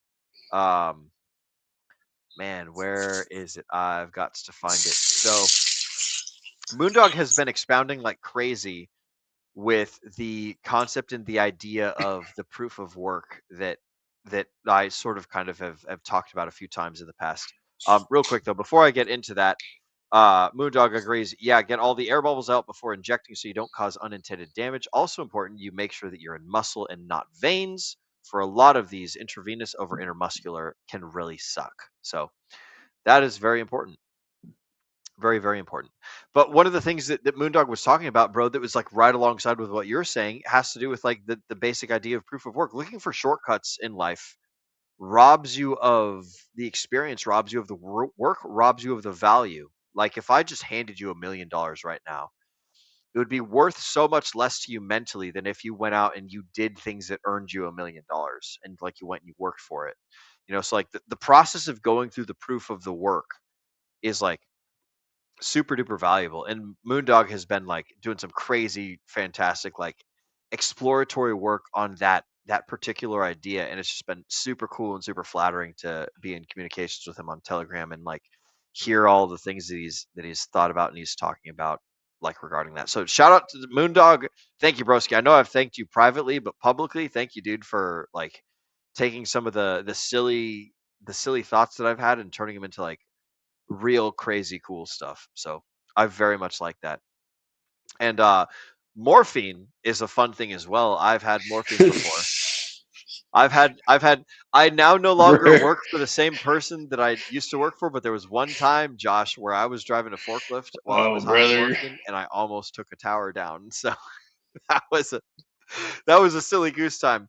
I got a fleck of rust inside my eyeball, inside of my right eye, and it hurt like a motherfucker. I had to go and like get like light version eyeball surgery, and they gave me a fuck ton of morphine for it, and like they gave me a bunch of morphine pills to take for the next few days while my eye was healing, and I was like, fuck it, I can go to work with one eye. It's no big deal. As a matter of fact, actually, if you've seen my Instagram page, if you see the picture of me holding the two flamethrowers, if you zoom into that picture, you can see that I'm wearing an eye patch over my right eye. I remember seeing that. That's crazy. Yeah, that's because my eyeball was fucked up from like, not because I was being a cool pirate, but because I was legitimately like I couldn't see out of that eye and I needed to cover it from the sun. And and I was What? on morphine at the time, and so I was like, That's ah. crazy. Yeah, they So- call me a pirate at work all the time. Yeah. Oh, do you like Yeah, close one eye? No, if I'm always drunk and I'm wearing a bandana, but it's like one of those head cover bandanas. Yep, kind of like this. And it's like yeah, Yar, we're one and the yar. same, except I have hair. Yeah, I don't have hair. I'm wearing this because I haven't shaved recently, and so my well, you can't really see on camera, but I got peach fuzz all over my head right now. But yeah, I love these Walmart Dia de los Muertos bandanas. I just buy like normal bandanas, and I just take the sides and I just tie them up, and then I just tuck it in the back. So I just have like a tuck in the back. That's normal in the front. That's what I do. I tie the corners together because those ones, the Walmart ones, are like the corners. Like you take opposite corners and you tie them. Yep. And then you just tuck them. Yep, and tuck it. It looks real. It's nice and clean. That's what I do under my helmet, so that way I don't get sweat all over my helmet. Because there's that's how I use them. I use my sweatbands. Yeah, sweatbands and stuff. Like I even have a Tito's vodka one I got for free. Oh yeah. I was at the Super Bowl. The last Super Bowl was the Patriots versus the Seahawks. I was at the bar at the Hard Rock Casino in Tulsa with my dad, and like there's these Tito's girls walking around like, y'all want some free Jello shots? I was just like, free shots? I'm already drunk. Give me those, bitch. I take a bunch of Jello shots for free. Like, we have some free merch too. Like, pick something you want. And I was just like, a bandana. Let me get that. So I got a Tito's bandana. Fuck yeah. I wear to work. And it's like my pirate bandana. Like, I wrap it up and wear it. And it's like super long. It goes down like to the back of my neck, like towards my back. It's like the tail end of it's really long for some reason. Yar. And it's like yar.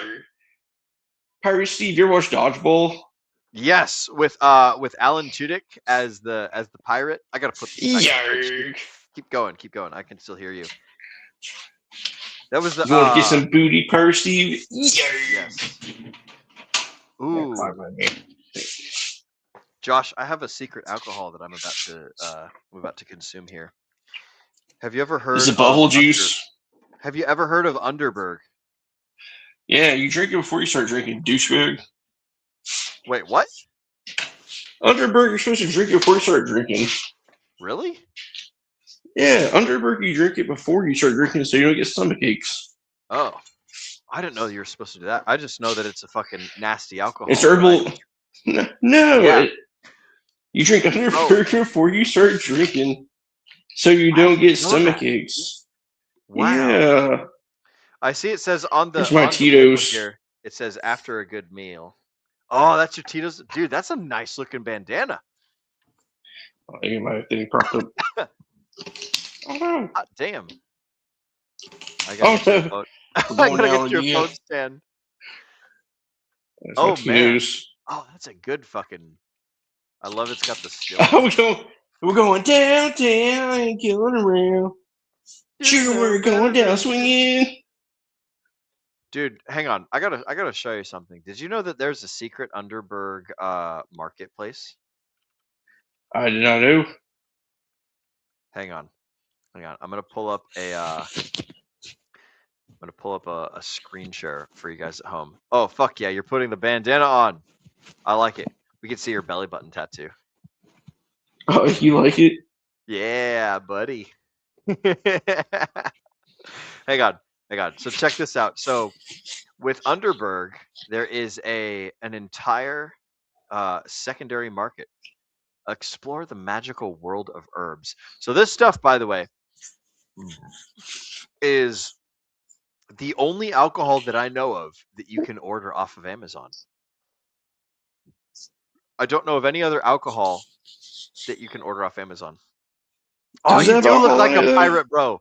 You look like Pirate Steve. Yarg. Oh, that's so fucking great. Oh man. All right, so here goes Underberg. This stuff it's not disgusting, but wow, does it fucking hit when you drink it. So. Because it's a herbal remedy. You're supposed to drink it before you drink so you don't get fucked up. It's supposed to be like a hangover cure type situation, but I don't know if it really works.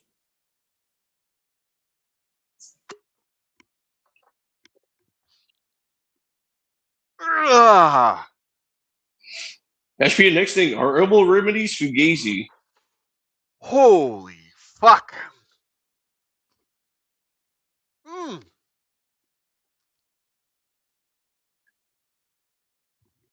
Ah. Have you ever tried? Have you ever tried boofing it? It's not disgusting. Yeah, maybe if you boof it, It's, it'll probably taste better. Just boof it, bro. I believe in you. You know, like the flavor of black licorice? Yeah.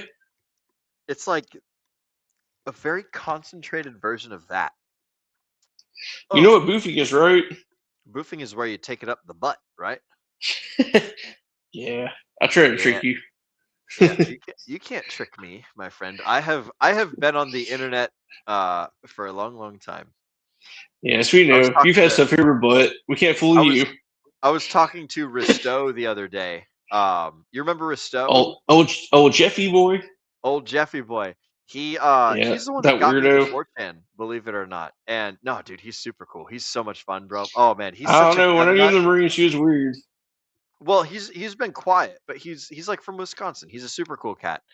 But we send each other gun memes all the fucking time, and he's a super cool guy. I went up and when I first got Mr. Kitty long ago, I went and did a Thanksgiving camp out with him in like sub 20s degree weather up in fucking Wisconsin, bro. Like hell, what the fuck? Lake froze over. It was like it was cold. We were both like sleeping in our cars with the engines running. It was so cool, so awesome. Hell no. Yeah, it was cool. We're sleeping in our cars, the engines running. Yeah, it was sick. Yeah, because you literally could not sleep outside. It was just too fucking cold. Like we brought tents and shit, but we we're like, this ain't gonna work, man. We're gonna die out here. So we slept in tents together numerous times, and we've been okay. Bro, but it was never sub 20 degrees. You know? Yeah, fuck that shit. That shit sounds whack. It was pretty cool. I was wearing like my refrigerator wear things. What was I gonna say about Underberg? And oh yeah, Risto's super fun. But anyways, this Underberg comes with a very particular little green cap. A little green cap. So there's a secondary market for these green Underberg caps. Did you know that? You can go to the underberg.com and then you can shop for Underberg goodies. Oh, Underberg herbal bitters. Okay, that's just literally buying the and open up a new tab. We want to go to the merch section.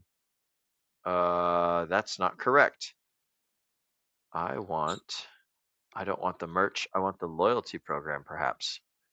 Man, it keeps opening up new tabs. Aha! Here it is. Okay.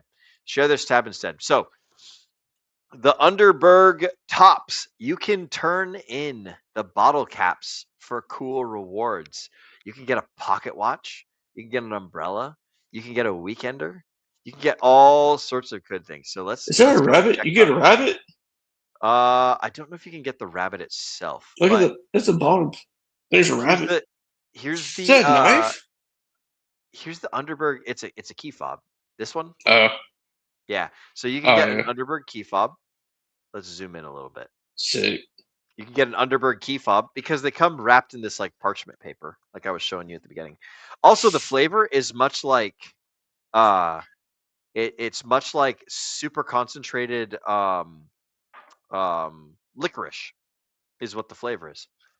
Yeah. So, no, it's better than taking herbal remedy before you drink. What's that? Not being a bitch. That's true. I will say think about that. I will say that Underberg is so unpleasant that it's definitely a don't be a bitch material kind of drink. So like that's my counter to that. Is Underberg is disgusting. It is not pleasant, and it doesn't like. I'll say it fixes your stomach much like the Wayans brothers Major Pain. Let me show you a little trick. Take your mind off the pain, where he breaks the dude's pinky. Yeah, you know, sir, that's I got what Underberg shot. is. It doesn't actually solve the problem. It doesn't actually. Yeah, it's more like it's after a meal when you start drinking. It's supposed to ease like your indigestion and stuff when you're drinking. It's a psychosomatic. It's a placebo. That's it. That's what I'm saying. It really is. Yeah. Question everything. Yeah. Oh, for sure. But check Definitely Underberg. I don't like it. I don't like the way it tastes. I don't like the way it smells. Does it do Oh, anything? It's certainly Probably not. not. Probably But not. like, I don't think it does look at anything. this. Look at this, bro. You can turn in 60 caps and you can get a little Underberg tin that carries 2 Underbergs inside of it. Or you can get They got you in an the marketing Underberg now. glass for 120 Underberg caps. You can get a little tiny shot glass. Yeah, some now they got playing you in the cards. marketing. I wear my Tito's. I wear my Tito's bandana. They get you in the marketing, bro. Oh man, they do get you with the marketing. Once I learned that Underberg has this like secret underground, it's not secret, but it's like they've got a bicycle bag. If you turn in 384 caps, then you get a bicycle bag. Like you could be like delivering pizzas and Underberg. Let's see. Hang on. There's a bandolier, a fucking belt. What? Yeah, You can get an bandolier of them? Underberg bandolier. All right, that's kind of sick. I ain't gonna lie. I'd rock that. Yeah, for 480 That's so much. You can get a pocket That's so watch. much though. A pocket watch for 672 caps.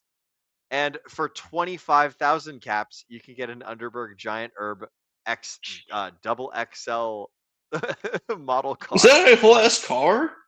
No, I don't think it's an actual car. I think it's a okay, so it weighs 50 pounds. Hot. Oh. That's So it's like one of those little bitty. Yeah, so it's about 1 meter long and about half third of a meter wide. So What's that? What's that in American? So it's 50 pounds by 3 foot No shit. long by a foot and a half wide. So this bitch is about the size of a table. So like this would fit on top of a coffee table. This big So like giant the small one they're showing. No, not the baby. small one. The big one. Well, so It's a baby. it is the 3 it is feet the ain't big shit. one. 3 feet? I mean, bro, Yeah. this it weighs 50 pounds. What are you talking about? It ain't shit. This is a 45-pound plate right here. That's what it is. I mean, shit. For how many caps are you paying for that? How much is that? 2,500 caps. Okay, Or so 25,000 caps. Do the math. How much is an Underberg? Like $5? Okay. $4? About $2. $2 for one Underberg. So that's 25. Oh, after tax, you're paying $50,000. like $3 or $4. Times 25,000. $50,000. Do the math. Yeah, that's $100,000, bro. Hang on. What is the price of an Underberg cap? I love this so much. All right. An Underberg dad hat costs $32 on the official Underberg site. So 10 to 35 cents per cap in bundles. Oh yeah, if you go on eBay, there's people that collect the caps and they just sell them on eBay. So that's kind of funny. I'm surprised. Hang on. Let's go Underberg cap eBay. Here we go. eBay Underberg bottle top. 100 Underberg bottle tops. Wow, that's a fucking dog shit website preview. The fuck What is am I this? supposed to do with this? There we go. Okay, so you can get 100 Underberg caps for $30, so 30 cents each. So if I can get 100 Underberg caps, let's look at You need like what, 25,000 or something? 25,000. So let's do the math. Underberg bottle caps. Let's check eBay. See what kind of deals we can get on Underberg caps. 26 of them for $9. Okay. 200 for 200. No, thank you. Wait. Oh, they're clean, but they're empty. Well, that's fucking gay. I don't want an empty Underberg bottle. I want to be able to drink this bitch. You need caps, dang it. Oh, wow. You can just buy the fucking truck for $200. Well, that was easy. Oh, really? Yeah. See, there we go.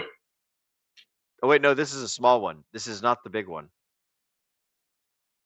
You sure about that? Look at it. This is tiny. I think Are you sure? This has got to You be said this high. thing's only like it's like 3 foot. Yeah, this bitch is not Like 3 foot. tall or whatever. This is. I don't know. I can't.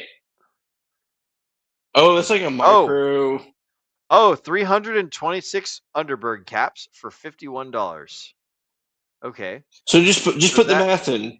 Just do the math. Okay. Just Okay. put it in the Okay. calculator. So okay, We're calculate. dragging this out too long. We shouldn't be taking Yes. this long to calculate caps into currency. 326. Oh no, we need 25,000. All right. 25,000 divided by 300, whatever the fuck it is. Yeah, 25,000 divided by 326 equals 76.687. So 76 instances of $51 equals. Okay, so that truck basically costs $4,000. This Underberg giant Herbmobile double XL costs $4,000. It doesn't run or drive. Doesn't run or drive. If you can get a whole bunch of Underberg caps for this exact price, this guy's only selling one of these. So you got to find 76 more sellers of 326 Underberg bottle caps. That's insane. Let's just look at what the bandolier cost. Underberg bandolier. Does the mobile even exist? Does it even exist? The Underberg bandolier? No, the Herbmobile. I question whether it exists or not. Has anyone ever claimed this prize? Okay, here's one of them. Show this tab and Oh, they exist? I want to see it in person. Let me see this is the small one. This is not the big one. So no, I want to see the big one. No, hell no. I want to see the big one that cost you fucking all that money. Where's the small one? Okay, here's the small one. Okay, I'm gonna switch to this tab. Okay, so here's the small one, 432 caps. Yeah, that's manageable. That's manageable. 432. I could drink 432 Underbergs. It would take me a long time. I'd be hella drunk. And boy, oh boy, my stomach would be so comfortable. I can imagine the smell your turds would be after drinking all those. It'd be like licorice, bro. Underberg bandolier. I can't believe the bandolier is out of stock. The bandolier is sick. I do want the bandolier. I'm gonna hang on. We gotta see if the bandolier is for sale. Yeah, they actually sell it if the bandolier.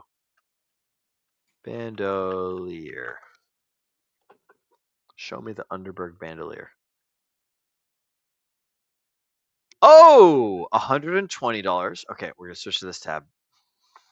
Underberg bandolier, $99. $154, $120, $106. Okay, so it seems just more like it. That $100 is the bandolier going price. That's pretty cool. That's a nice belt buckle. The worst. If I had a bandolier full of Underbergs, Josh, and I showed up at your house, would you drink one of them? I would drink one. Yep. Oh, look at that. They got shotgun shells. Just shotgun a fucking Underberg. Oh my god. Pop. Bro, if you'd asked me where I thought this show would be going today, I would not have said we'd be doing an Underberg show. Yeah, I'm still trying to find out how much money would cost or how much Underberg would cost to buy the fucking XL cart. The XL car? I want to know. Let's see. I'm curious. I'm still sitting here. Yeah, I wonder how much for that, motherfucker. How much for that? So if you just straight up buy Underberg at bulk pricing, it's roughly $1.50 to $2 per Underberg. If you're just buying the Underberg straight off the factory, straight from Amazon, shipped to your door, it's $2 a shot. I bought this pack of 12 for I think $30. So yeah, if you're doing it that way, if you're buying like non-bulk, non-distribution, then yeah, you're looking at $50,000 for the Underberg giant Herbmobile. That don't even run or drive. Yeah, or nothing.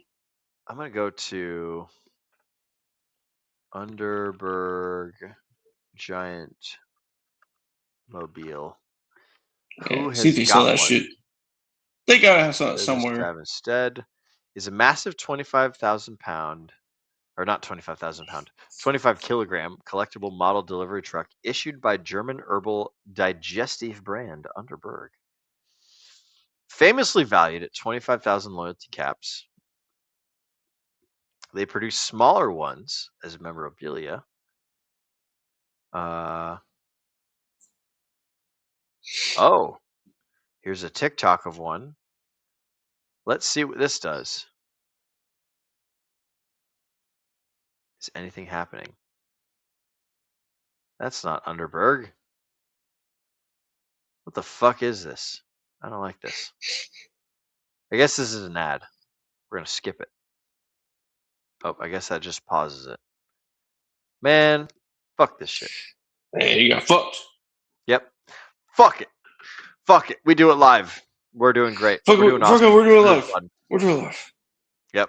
Oh, speaking of we do it live, shout out to my brother who has happened to hop into the stream.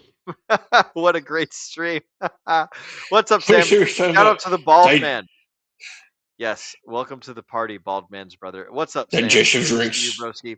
Dude, Josh, Sam has all of your super delicious alchemist heady toppers. Hey, toppers.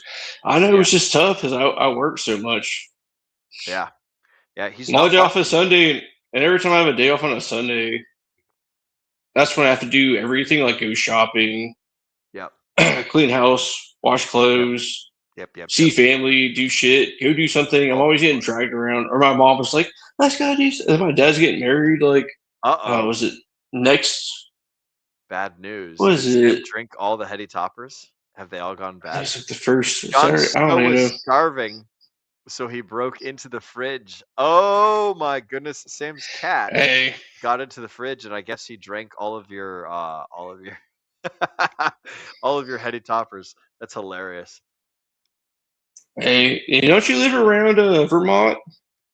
I do live. It would probably be easier for me to drive to the fucking place where they're made and to ship them to you in like a cooler with ice in it or something like that, than for you to drive over to where my brother's at. What? How long are you gonna be at home? Oh, okay. Just kidding. He has them safely stored. How long am I going to be up here in New Hampshire? So if in the next like For the month or foreseeable so, future? Yeah. if I decide, is there an airport close to you? Yeah, absolutely. So I work in Concord, which is 2.5 hours south, and then Manchester is 20 minutes away from where I work. So, yeah, bro. So if I happen to take if you take a flight weekender up here, if I took like a week off, dude, a week off, I could probably do a week off. I could just be like, hey, I'm coming saying. for a week. Yeah, bro. So I'm supposed to be getting probably about a week or two off.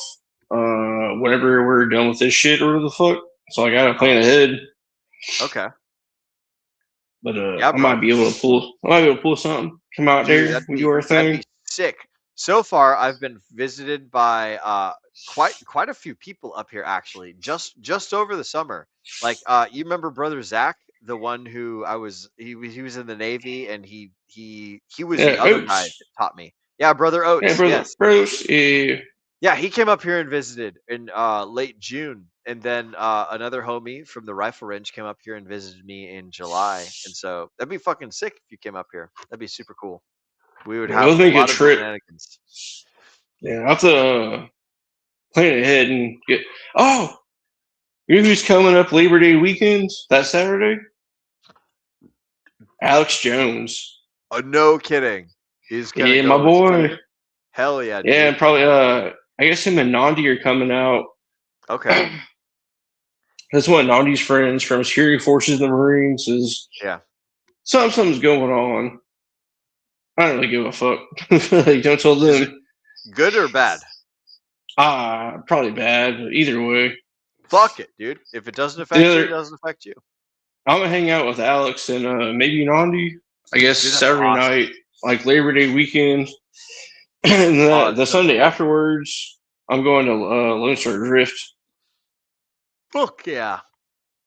So maybe towards end of September, It's been, October time frame, I might be coming by, but no promises. Okay. I got to figure it out. yeah, bro. You do what you got to do, man. Do what you got to do. You are always welcome up here, and you let me know, and I'll fucking take time off, and we'll hang out and we'll Yeah. have fun. Once I get like a vague time frame, I'll let you know. I'll try to let you know in advance, but I don't really know right now. I'll try to come All right. out there. Cool beans. We'll figure it It's out. We'll been figure it out personally. a hot minute since I've seen Alex. I think I went up and him and Justin both worked in the same. I don't know if they still do. It's Budweiser. Same Budweiser Yeah. plant. They do. They ain't working hell yeah. Budweiser yet.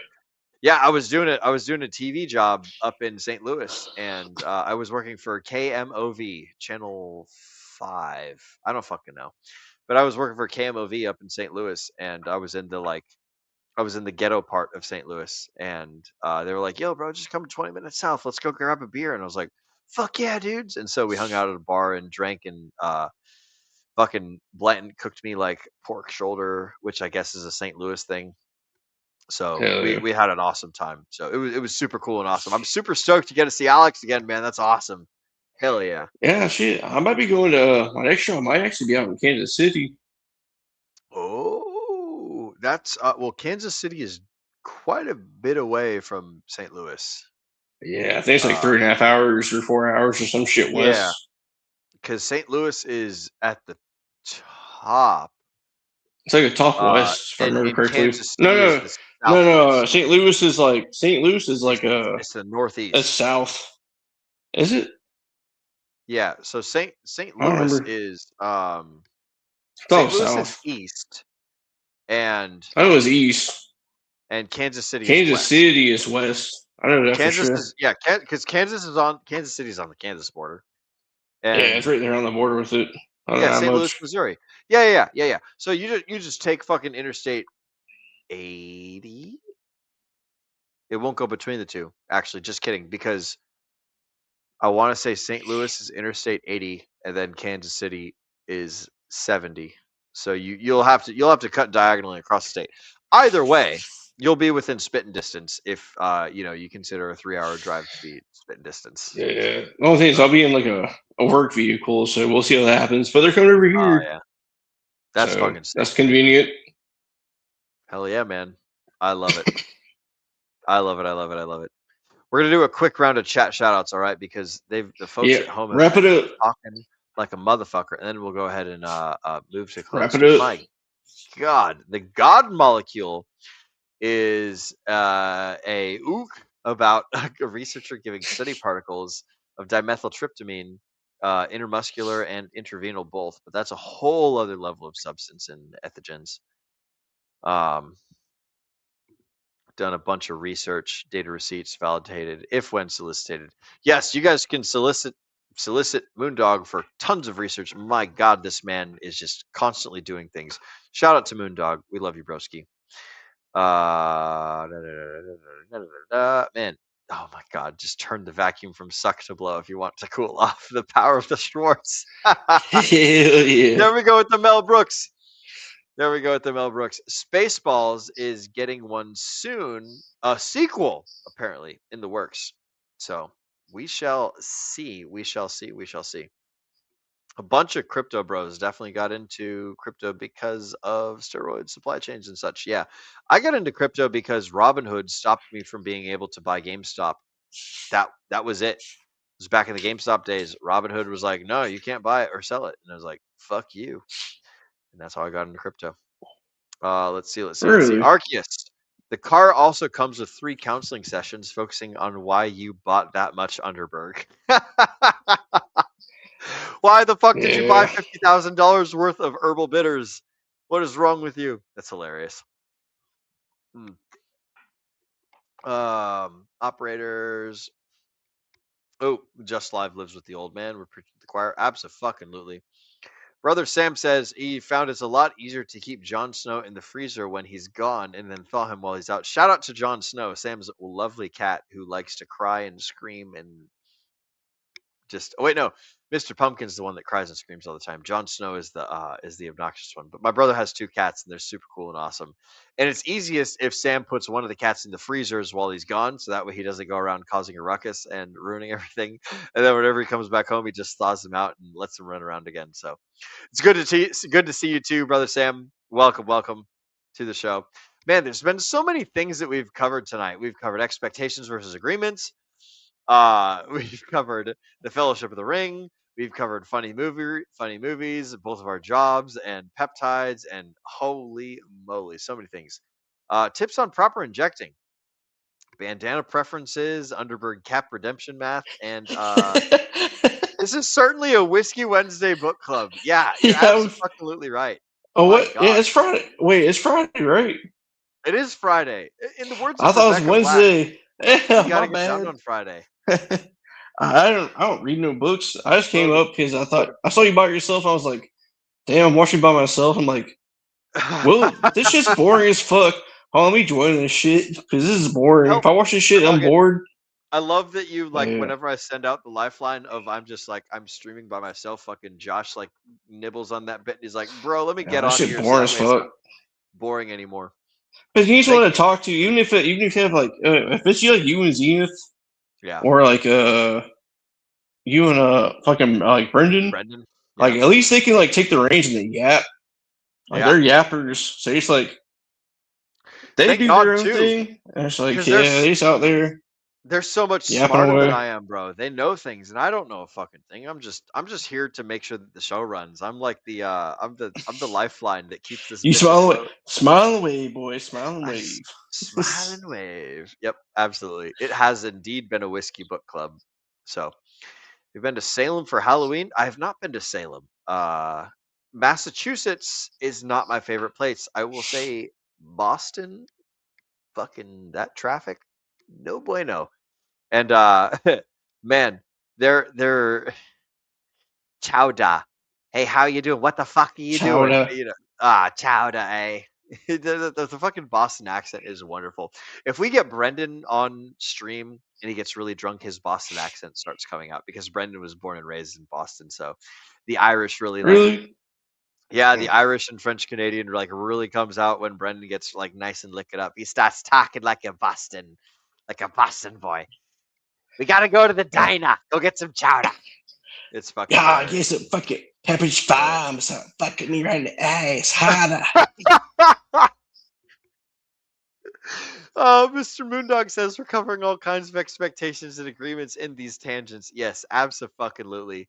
It's like Halloween Mardi Gras, but I've never been. Yeah. Hell yeah. I've never been. Hey, hold up. Halloween Mardi Gras. Halloween Mardi Hold Gras. up. That'd be Hear it out. That'd be a cool holiday where you dress up real slutty and you throw beads and they show their tits. So we're talking big titty goth girls showing titties. It's spooky Halloween, baby. I'm sold. Halloween Mardi Gras, sold, dude. Brother. Like, say less. I'm in. I'm 100% down for it. Arceus, excellent suggestion. Let those big titty goth girls pull their memories out for the boys. We'll throw them some beads. It'll be a good time. It'll be a great time. It's spooky. It's sexy. It's fun. It's fun for the whole family, minus anyone who's under 18 years old. Keep them away. It's not child appropriate. It's that one song that was it, Teas and Beer. Teas and Beer. Thank God I ain't queer for Teas and Beer. Hey. Oh, yeah.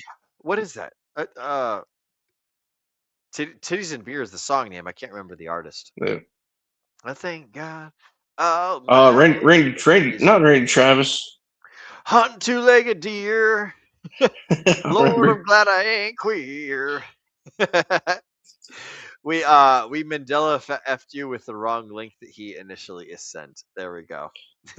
Yeah, you sent me the one from a long time ago. I was like, let me click on that. And I'm sitting there waiting, like the show's not popping up. Yeah, I think I'm on the wrong link.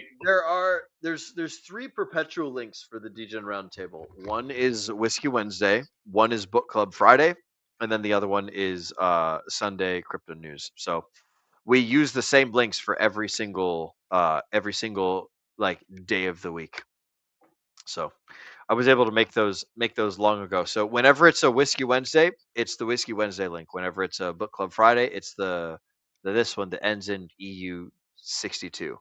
So that's where we go. Mr. Moondog says herbal remedies, when being a lazy bitch versus toughen up Buttercup, are the same or different operational modalities. Hollywood propagandizing more or less effectively for a few more. I wish There I you go. understood what you just said, bro. I got What? I I got that. okay. Noted. So there you go. You don't need none of that shit. Stuffing up, Buttercup. Oh yeah. So I What drink does that old saying? Underberg. Be a man. Be a man. I drink Underberg because it's disgusting and it's fun, not because I actually want my tummy settled. It's like you go out and dig holes at night so that way you can toughen up your skin and get calluses. So Mr. The Just fuck Life does even says, mean?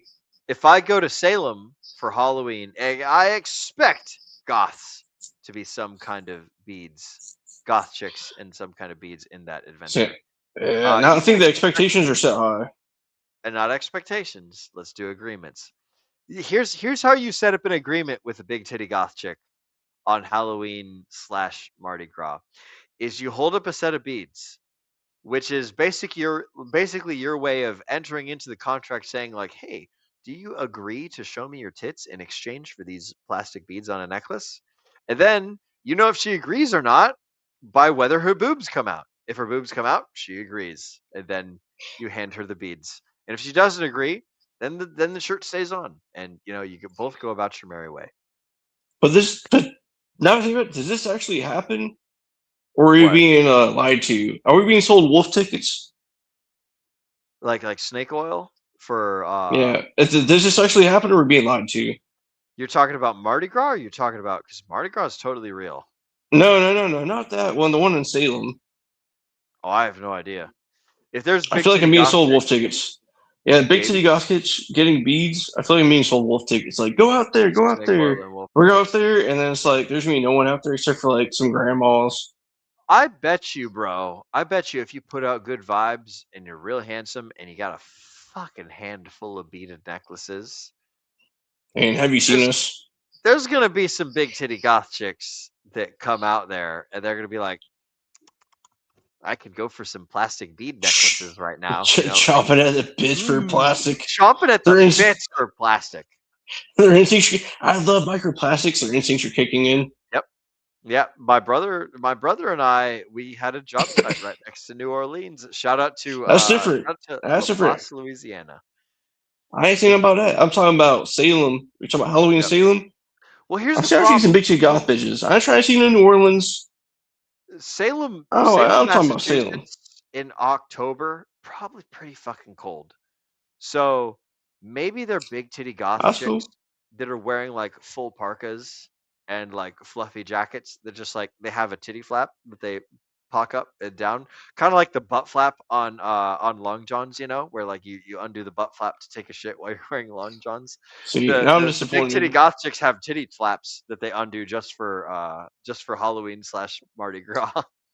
I'll take that, I guess. Hmm. I just don't want to be disappointed. Mr. Just Live says that he will feed goth chicks from his shotgun chest of alcohol until shit happens. I don't know what a shotgun chest is, but it sounds both sexy and fun.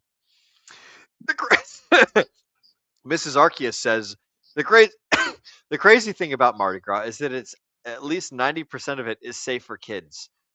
Kids love titties too. I will say that kids do be sucking on titties to collect their nutrients and their sustenance. It's true. So between the ages of breastfeeding to adult is that weird gray zone, but as long as the kids are underneath the breastfeeding age, then Mardi Gras is perfectly acceptable. Because the kids are just being carried around everywhere and be like, oh, there's a snack, there's a snack, there's a snack. I can eat that. I'd suck on that. No problemo.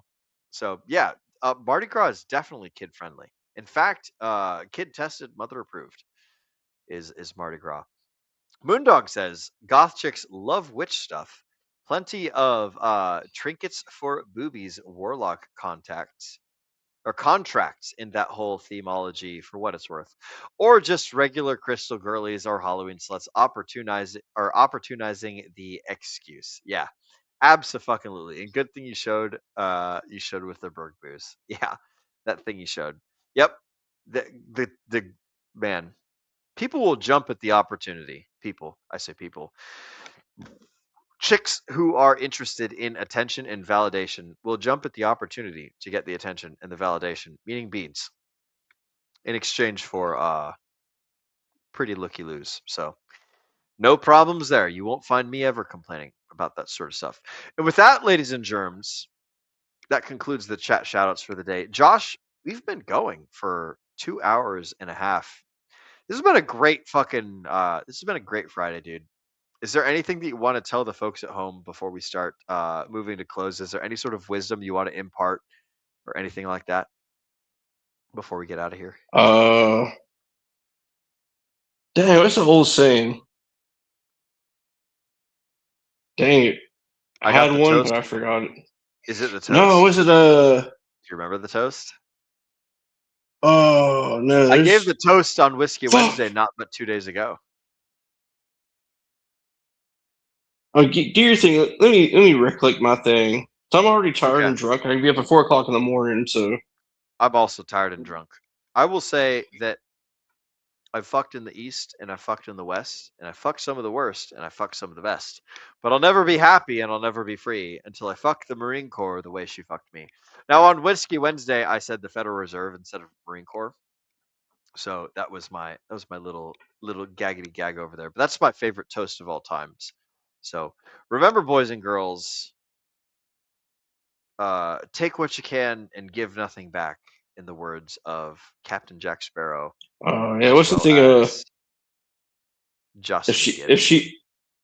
If she's a hitter, then you fuck her till she's a quitter. If she's a quitter, then you hit her. There you go. Something like that. I can't remember. If she's a quitter, then you hit her. If she's a hitter, you fuck her till she's a quitter, or something. Something like that. I don't know, something like that. I can't remember. That was like some old man shit I heard at the bar a long time ago.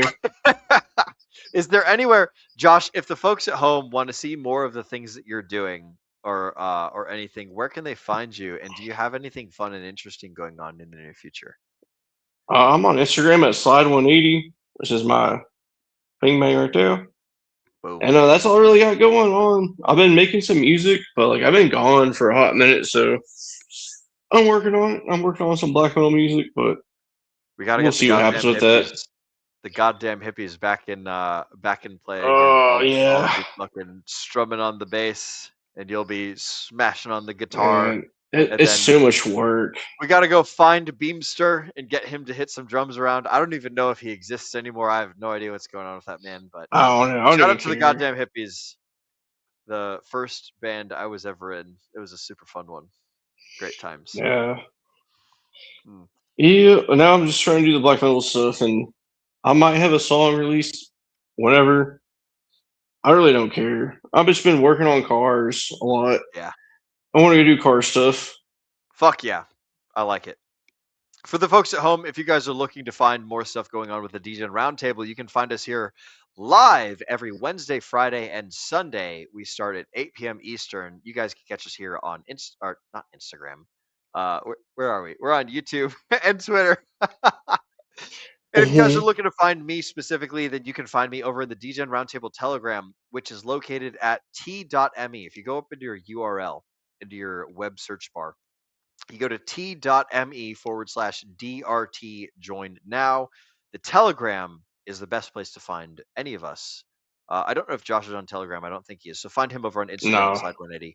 But for the rest of us, you find us at t.me/DRT join now. That's where you get to us. You can also scan that QR code up on the top right side of the screen. That's also how you get into the Degen Roundtable Telegram.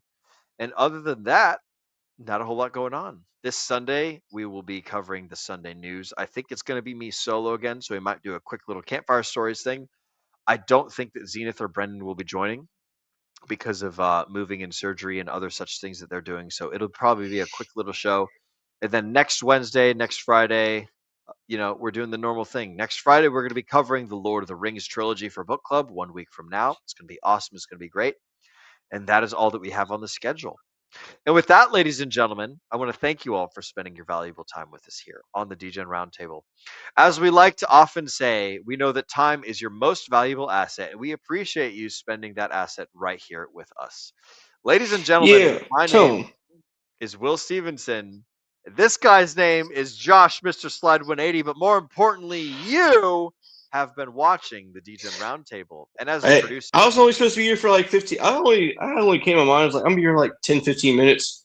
And it's been like almost 2.5 hours. it's been about 2.5 hours, broski. We're almost done. Whoops. Let me finish the end of the show Whoopsies. I copyright. fucked up. We're going to be in the Dude, green room copyright. shortly. Ladies and gentlemen, you've been watching the Degen Roundtable, and as the producer, I need to go ahead and get my trigger finger ready because it's time to remind all you folks at home to remember to Degen responsibly.